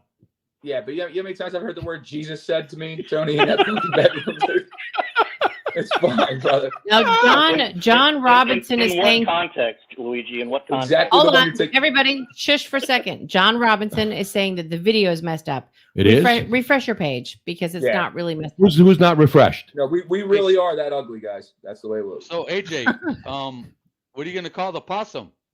Let's go. We need a name, Mel. We're not settled on yogurt. Let's call him Chulo, man. Chulo, Papi Chulo. Clarissa Thompson. How's that for a name? Wait, no. How about Poppy Possum? Poppy. Poppy. There you go. Okay. Hi, Poppy. I like it. I Poppy. I like it too. That's it. You did it. There you go. I Poppy. Robin did it. Let's give her a roaring. But let me hear it again. Now. Yeah. Ay, papi, qué rico. Yeah. Okay, papi. Hey, everybody. Penny, I don't love Luigi. I love Penny more. All right. Everybody, meet AJ, Poppy. Poppy the possum. Hey, Poppy. Thanks, Tony. Hey, Poppy. Hi, Poppy. Turbo charge, baby. Now, is there still Bleacher Brothers? Is Bleacher Brothers coming on after the show? I think so. I don't know. Are the boys in the bullpen? I don't know. I didn't even check. I don't know what's going on. It don't matter. Hey, Tony, earlier in the week, you were talking about becoming Pope. Did the white smoke come out? No, the white smoke didn't come. I don't want to be. If I'm nominated to be the Pope, I deny it. Although I'd like to have like a half of the Vatican. Just let me into the Vatican's vault for a couple of hours. I'll clean that sumbitch out, and then I'll be able to retire and build a big house. I can confirm. Because the Pope smokes dope, by the way. I can confirm that there is smoke coming out of his ass. That's for damn sure. The Pope and me. I don't know, you might want to enjoy some of those tax breaks for a little while, pal. Tax breaks. Well, you just had a tree almost fall in the studio. The last thing you want is white smoke emanating from that building now. No, that's a joke. That's a Pope joke. Yeah. It's dumb. I mean, you have If to you're look Catholic- outside of the Vatican. If you're and see where Catholic, you get it. They finally figure out who the Pope is. It's like an inside Catholic joke. It is. It's a joke. So is Catholicism. Yeah, if you see the white smoke, says Matt Raposo, you know we're all stoned. Exactly right. If I see the white smoke, I got 30 dudes outside hitting blunts. What are you talking about? By the way, we're seeing some white smoke right now. Yeah. AJ, what are you smoking? AJ? What do you got? Say again. What are you smoking on tonight? It is a Perdomo 30th anniversary. Didn't he just win Rookie of the Year in the American League? He did. Oh no, he was with wasn't he with the Arizona Diamondbacks? Yeah, little Peter Dinklage out there in right field. Peter Dinklage, right? He came up short, though. He came up short. So Play Action Reel is notifying us that Last Call may be absent today unless Penguin AZ can figure it out. No, do they got a deep throat phone line too? We finally got that worked out. Are they low key faded? Thank God man? for Tony's old phone. Yeah, you know what happened?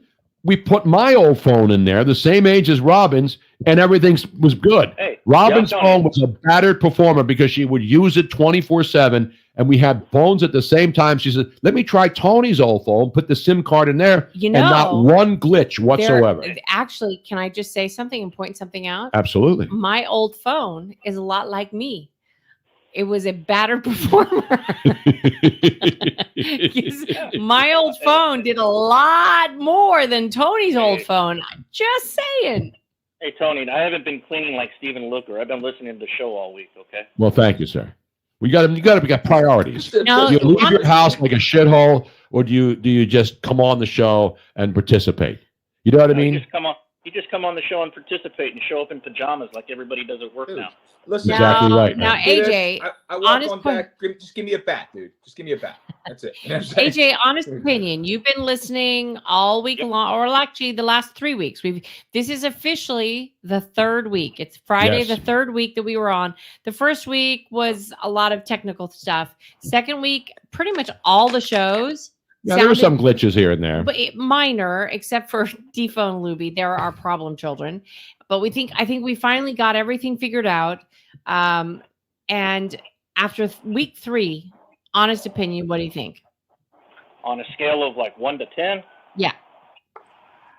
that was a 9. I'll say. Really? A solid 9? Solid 9? Or a flaccid 9? Not 4. Not 4. It's a 9 Yeah. with a 9 with promise. A 9 with I'll owe you one later. That's right. Yeah, that's right. Exactly. No, we're trying hard, man. And we have, the one thing about this network, and you can hear it every day. I mean, Robin and I, this is our baby. Luigi's been a part of, all of you people have been, especially AJ. We're trying and to Luigi. convince Luigi to move down here You don't have because to he really convince me, needs to be in just pay me. studio. No, you've had great guests. Bill Schoening was great. Yeah. Yeah, and what's the good thing is because I've been doing this for so long, and I can call people and ask all my friends and coworkers, and they come right on. And that means that these people that I respect me back, and that's all you want when you have a long career. That people you can call anybody that you've worked with, and they're going to come on, and that's a testament to them more than it is to me, because it means I've worked with so many great people, and thankfully, after all these years, we launch a new network with my name on it, and so it's like our baby. We poured some money into it, but we don't have big time investors like a lot of these other startups. But we're taking it from the ground, working our asses off, 12, 15, 16 hours a day. But we feel good when we go home and go to bed until the next morning when we get the phone call at 7 o'clock that the network's not on the air. So it's like running a business. It's a business, and the businesses that you start up are all going to have some kinks in the beginning. And then eventually it'll all even out, and then we'll be able to make some money and hire more people so that Robin doesn't have to kill her. Because Robin, for all the yelling and joking around, nobody's done a better job than Robin. If it not for Robin, we would not be on the air. Seriously. And this is a woman, when I met, she didn't even know how to listen to a radio. Am I right, Luigi? I didn't even know.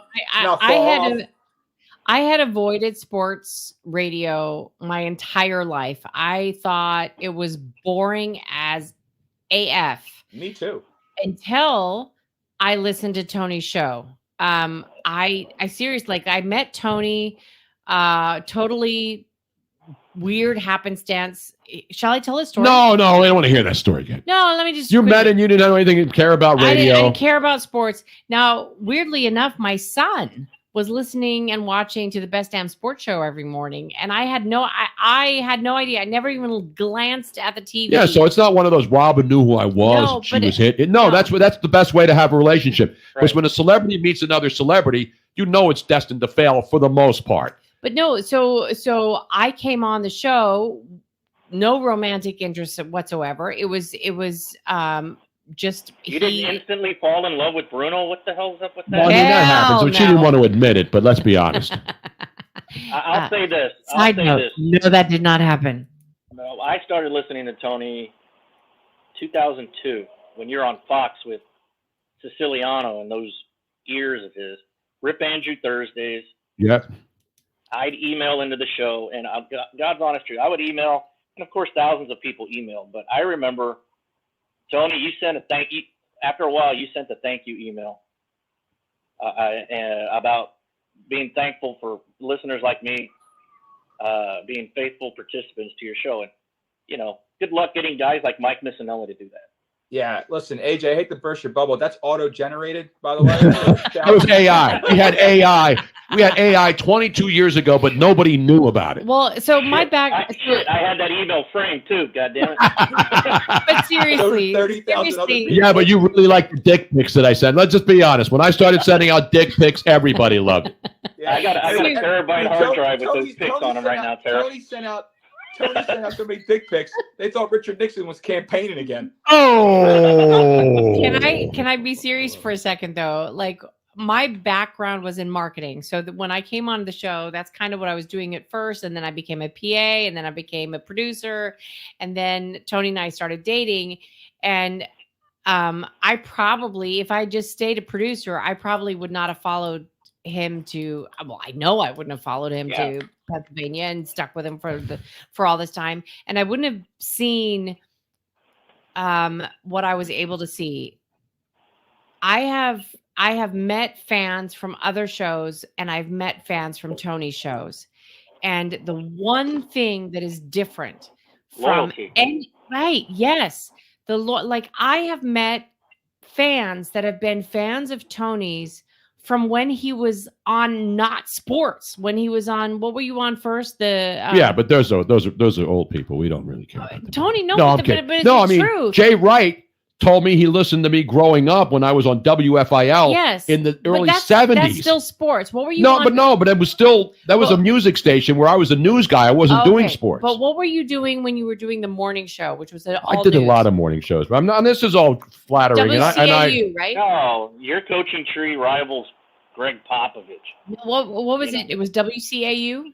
What are you talking about? When you were doing the morning show. I did the morning shows at WFIL, not eventually with Don Cannon, and then I did the morning show at where Nick Kale works at it was WCAU then 1210, and I did a full service morning. Yes. Again, I don't have to. People who know me know what I've done. Well, but there's a lot of people that are listening in for the first time, and this is what I'm going to say. What about W. Vafangul? What about that? W. Vafangul, Luigi was the guy that helped me start that project. This is, and went to a Gatsingul. It was a Vafangul. And then eventually to Amin, which we all got. Yeah. And then Amin came along. Shut up so that I can give you props. I don't want any more props. Well, you're going to get it anyway.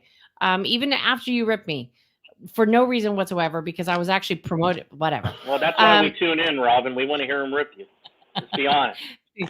But seriously, like the fans of Tony's over that like, I mean, they're like from age 70 all the way down to teenagers. And it is so unusual that people followed him from station to station, from format to format, multi-generational. They're like, I just had one. He's the Jim Jones of sports radio. I just had an email just the other day from somebody who said, I used to listen to you with my pop, and now I'm listening to you now, and it's so awesome, and I found you again.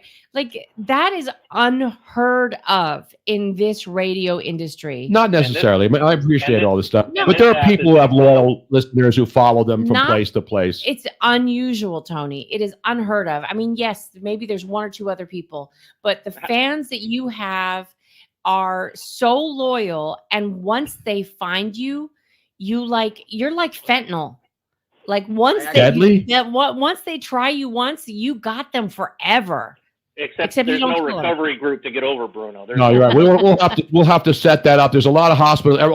Being here with all the old people in Florida, there's like an urgent care center every 15 feet. So if something happens to people, they have quick access. You know how they have the billboards in some cities, like the waiting time is only like 15 minutes. That's true all over the country now.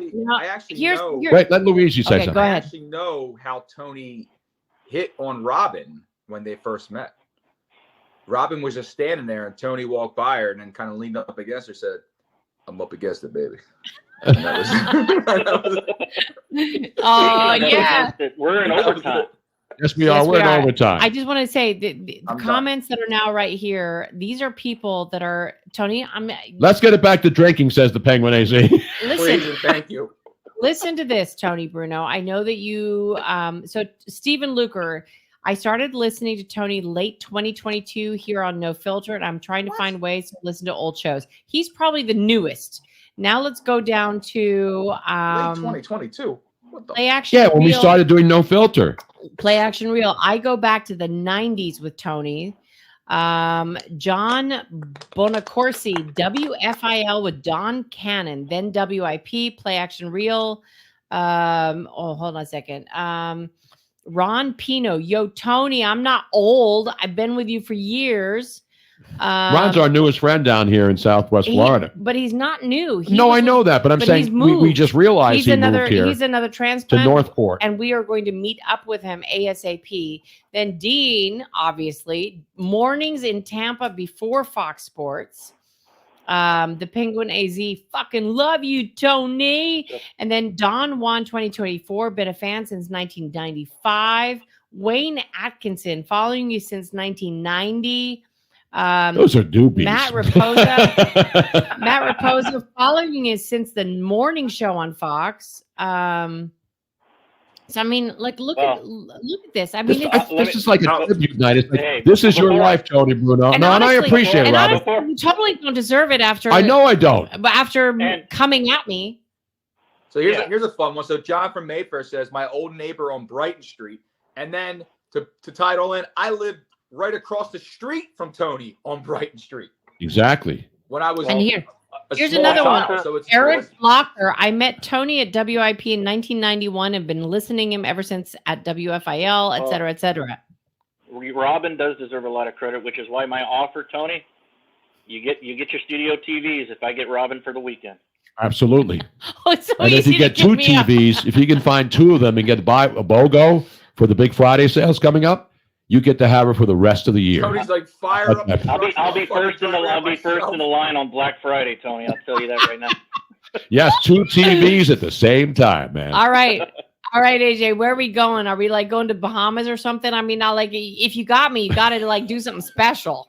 And no, I'm not. Tony, I have no interest in running for president. Tony gets the TV, but what do I get? I mean, you're fantastic, I know, but like, you get the cigar. You get Chick-fil-A and a cheap bottle of wine. That's it.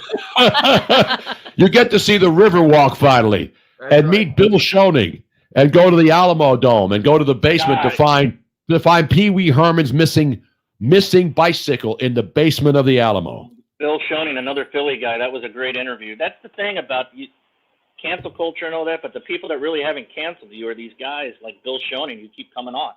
Yeah, because they're friends, you know, and they know. No, it's not just that they're friends. Yes, they're friends, but they also respect you. They've seen they know you, and they know your career, and they know that all the bullshit that is on social media or whatever is just that. It's bullshit. Yeah. It wasn't real. It's just cancel culture that has totally taken over the world, and it's bullshit.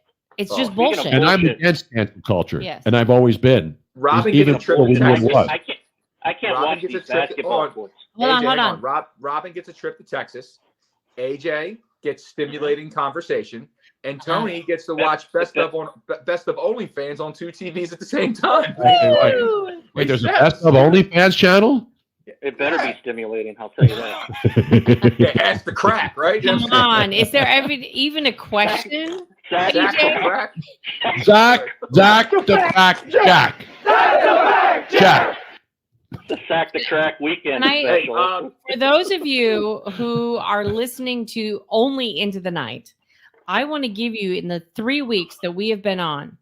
We have a list? I want to give you who we have had on in only 3 weeks, even with technical issues on the first 3 days. We had Paul Allen. Right, your voice of your Minnesota Vikings. And I told him that was right after Kirk Cousins got hurt. Right. And I told him the backup quarterback had never played, and then they had just gotten I mean, honestly, the guy now who's turned out to be the savior of any team in the NFL, right? Yep. Joshua Dobbs. Joshua Dobbs. I saw a poll, by the way, comeback player of the year, Joshua Dobbs, or guess who another one of the candidates is? DeMar Hamlin. Oh, yeah. But he only played. He's only played like one down. I'm glad that he's alive. You can't. With all due respect to DeMar Hamlin in Buffalo, and he almost died on the field, and we know that. But coming back and being on the sideline and coming back and playing and having an impact, does that make you comeback player of the year? No. I'm not trying to be insensitive here. It's a fantastic story that you're able to come back and get to the league and be on the sidelines and do whatever you got to do and help your football team. But you're not exactly about to, bring back from the dead a Minnesota Vikings team after being shipped around a couple. He's a comeback person, but not a comeback. No, it's a great story of a guy. He's a comeback person, many but not people a comeback thought was going to die. Yeah, that's what it is. He is not a comeback player. He's come back, but he's not a player. And he's alive, And thankfully, he's still on a roster. So anyway, those are the kinds of things that let we me like to let me talk just about. give you the list. Make it quick, Robin. And I think that this is important because there's a lot of people who don't know yet about the Tony Bruno Sports Network.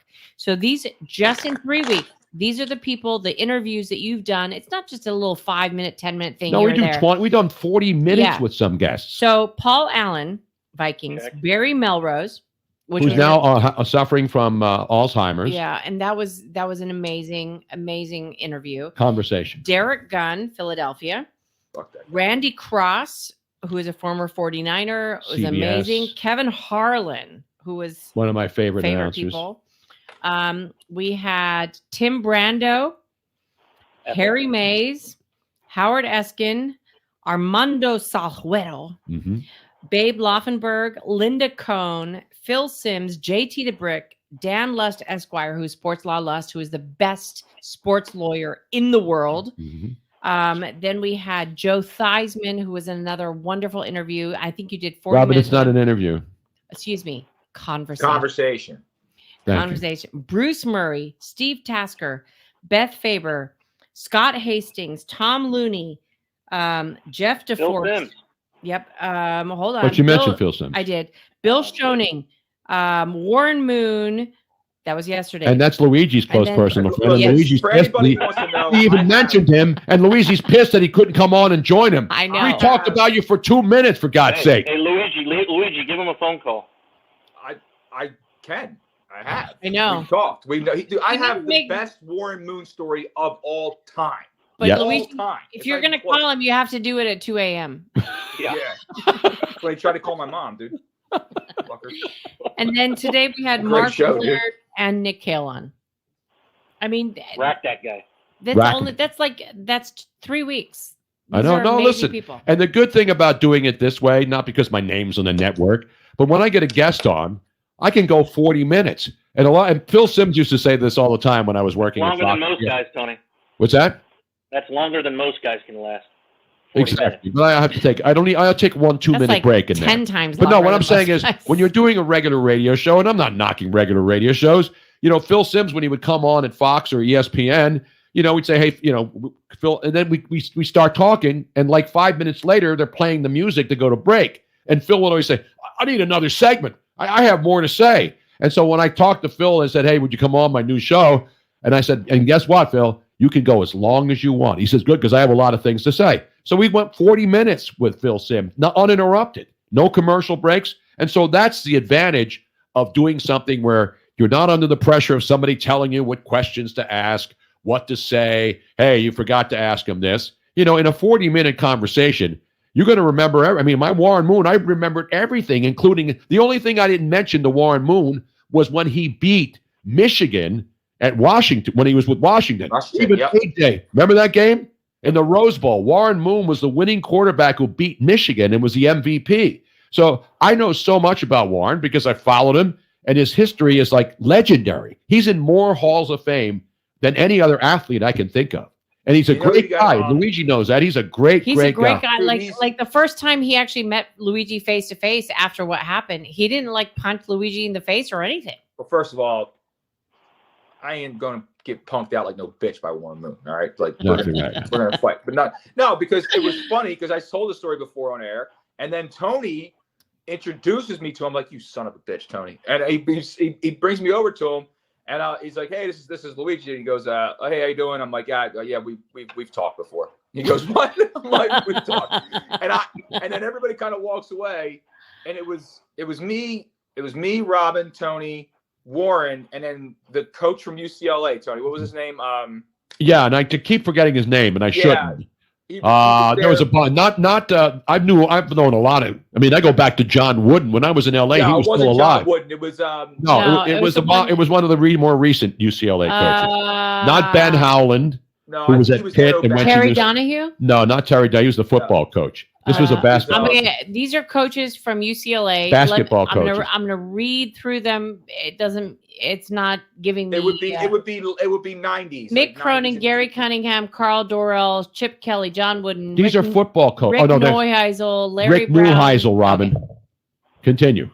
Neuheisel, Larry Brown, Steve Alford, Terry Donahue, Ben Howland, Gene Barton. No, that's old. Bob. That's Steve old. Lavin? No, it wasn't Steve Lavin. Steve Lavin was there. Ken Norton, Jim Herrick, Mike Johnson. Jim Herrick. That's who it was. Okay. Jim Herrick. I'm just running through the list. And his wife. And Yeah, Earl Jim Stanley Herrick and Wall. his wife were there. And you know, Big Game James. I mean, we talked about the mansion, the David Gow mansion party, Luigi. that and you were house there, is and you amazing. had David Gow's secretary all over you, man. Oh, all Lord over have you. mercy. I still, You want- Tony, I still have the Taste of NFL lunchbox that you had everybody sign for me. Exactly that's right, awesome. man. I still got the That taste of Super her on my Bowl. tongue. Yeah, Luigi had it better. He had the taste of David Gow's secretary. If we had Box. not dragged Luigi's drunk ass from the David Gow party, Well, he would have gone home with David Gow's secretary. Yeah, we had a I don't know. flight at like 7 a.m. and we're leaving the party at 2, and Luigi was absolutely Well, the besotted. reason why is because when you left me, I talked to Warren, and we were laughing at it. He's laughing his ass off about it because he remembered He remembered was. the phone call. And then we got done. We went back on air, and we interviewed Barry Switzer, Robert Horry, and somebody else. Yeah. Because they were all in this party, but we were Right, they were doing a all in the live party. show, right? We were So- doing a No. live show. Well, hold on. Luigi So when we was were not done- low key faded. He was was not. drunk Done. as No, I wasn't low key faded. I was high key fucked up.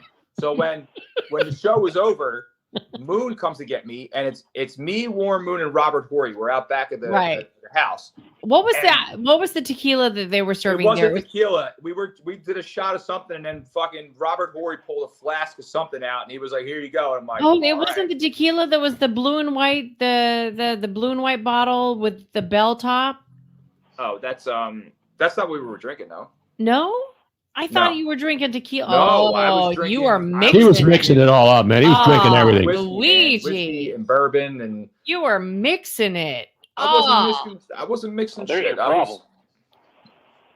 So I have. Look, I still Louis- remember that. I still remember that. Oh, I do remember that too. night. So just follow up. So Luigi, the David Gow secretary, was trying to get him to come home with her, and we're like, no, he has a really early morning. Dude, I flight couldn't with- even speak, and she's still trying to take me home. Like, I Oh, can't speak. Like, I was She gonna was be a trying mad. to drag him away. She had the hots for him. I mean, she just wanted What him happened? bad. No, What happened? because My we fucking- these idiots took me home. Well, because we had a flight to take at like 7 a.m. we had to go to the Red Ball. Tony was hosting. He was one I of the woke hosts up for in the a Red Ball. suit. I woke No, up dressed in a suit. No. Okay, so this is what happened. We get Luigi in the car, Oh my god. and he's like, and I'm like, you better not throw up in the rental car, Luigi. You better not throw up. We just get to the hotel. He opens up the door and throws up all over the parking spot. We drag his ass. We drag his ass up to his hotel room. At the And- A-loft. At the Yeah, A-loft. that's right. You gotta That was take- it. Was you the gotta A loft. Take Luigi to Vegas with you this year. It was the A. No, he's never done anything like that since then. But it was in hindsight, it was quite funny. And I had the forethought. I said, Luigi, do you have? He's like trying to talk and like trying to be normal. And I said, do you have your alarm set? And he goes, yes. And I said, Luigi, give me your your room key. And, and Luigi's like, oh no, I'm fine. I'm like, Luigi, give me your room key. And so he's like, and I was trying to like undress him so that he would be a little bit more comfortable. I think maybe I took your jacket off. I think Excuse me while I whip this out. I was unable to take anything except for your jacket and your shoes off. The rest, you were I'm you were trying not gone. to throw up. You were gone. I went into your wallet and I got your room key and I took it with me. Tony and I were fine. So we wake up and I'm trying to knock on his door. I call, nothing. I get his room key. I open up and he's in the exact same position that he fell down onto his bed. And I'm like, I'm trying to wake him up. He's not waking up. I call Tony. Tony has to go into the bathroom and like get a bucket of water. Literally. We had to get a rental car back to the airport, get on a flight, and get back to Philly. And we almost didn't make it. We doused him with water and he finally wakes up And we're like, we gotta go. We're all packed. I gotta You take should a have shower. checked in Luigi with all your luggage for the flight, you know? I know. And then we If I had a told big enough trunk, I would have thrown them in there. But get this. So I would take a nap. he says he has to take a shower. I'm like, you have no time to take a shower. We've been trying to get you up for the last hour. So we drag his ass. I think you had the same clothes on that you had when you went to bed. You weren't able to you didn't have time to get dressed. We get him on the airplane. He completely passes out again on the airplane. Yet, when we go to the Red Ball afterwards, you would never know. Luigi looked like $1,000. I mean, he looked so good at the Red Ball. And we're like, what the? How did you get your shit together? Rally. That's what it is, man. It was amazing. Because I'm back on my own. You look fantastic. Thank you. So that was one hell of a night. But Matthew Raposo, cocaine's a hell of a drug. Yo, I wish I had some, dude. I would have been right as rain, bro. I would have been right as rain. Oh man. All right, enough of this, because All right, so you guys are on next week, right? TBS Yes. Monday through Wednesday. We are Monday, Tuesday, I'm low-key Wednesday. faded, We are back on the air here locally from What are you Fort drinking, Myers. Tony? What are you drinking? now Yeah. vodka crack. Come on, man. Oh, Tone, real Where's fast. Penny? People are asking Penguin AZ. Where's Penny, Luigi? I didn't see her. She's asleep. My baby girl's sleeping. She's tired. So she's tired. Okay. I just texted. My daughter says Poppy the possum is good. Yeah, Poppy the possum works. Poppy the possum. I like it. That's a good name. You were just talking about guests, like the guests you had on. Yep. If you can, you should try to call Frank. You should try to call Caliendo and get him on by Wednesday and do a little homage for John. John Madden. Exactly. Thanksgiving's coming up. You know what I mean? I think that would be good. And we're having turkey tips again next week. We actually we were just just texting back and forth with Steve Mariucci. We tried to get him on the show, but he wasn't available. But we were talking about John and we were going back and forth. And John Madden, he left a big hole in a lot of people's hearts. Yeah. Yeah. If you can get Frank to come on just for shits and gigs, but then have him do a little bit of the John Madden stuff for Thanksgiving for the turkey game. Yeah, absolutely. I think And we can get anybody on the show. That's the great part. I just think it'd be a really good time to do it. You know, it'd be perfect timing. Kind of give a little tip of the cap to John too. So The show is going to take off. It's going to take off like gangbusters. Tony. Well, thank you guys. And thank everybody. We got to go. We got to get up early and take Kathy and Jerry to the airport. Yes. So they don't miss their flight. Happy Thanksgiving. Kathy for me. We will. And thank you guys. And we're going to be here Monday, Tuesday, and Wednesday. So if you're around, listen in live. Pete Shepard will be here. We'll be here. And pretty much the whole network will be here. I don't think Monday, Tuesday, Wednesday, everybody's live. Hey, we got a text message through Tony. We're going to be here Monday, Tuesday, Wednesday live. And then on Thursday and Friday, it's going to be vintage shows. Exactly. The best of Tony Bruno. Beautiful. The older the violin, the sweeter the music, Tony. Exactly. And we still don't know what that noise is every once in a while, but I think it's coming from Robin's computer and there's something on. And when we get a message or something, it comes on. But I didn't get the text message from Mark Did you give her Teixeira. one of those yet, Tony? Did you give her one of those today? No, I did it earlier in the show. Hasn't he given me enough? Oh, we Don't gotta go to bed. encourage him, AJ. I gotta go. I gotta go. And yeah, we have Amazon. There's football on Friday too, on Black Friday on Amazon Prime. Another game. We are actually going to be celebrating Thanksgiving at the fabulous Pete and Miss Elaine's house, Princess Exactly. Elaine. So we will be there. All right, we got to get out of here. Love you guys. In the meantime, don't drink and drive. Don't text and drive. Later. Be careful out there. Love you guys. Happy Thanksgiving. Hope you can listen, and we'll be here next week. If you can't, have a great, safe holiday. We love you guys. Thanks for listening. Good night to taxi drivers who drive us day and night and never lose their tempers but are always most polite. Good night to everybody we haven't named before. Just make a rhyme up for yourselves, we don't know anymore. Good night, everyone, you've earned your daily bread. Good night and so to bed. But I tell you what, I don't know about you, but I'm going to go to bed. Hi, good night, everybody.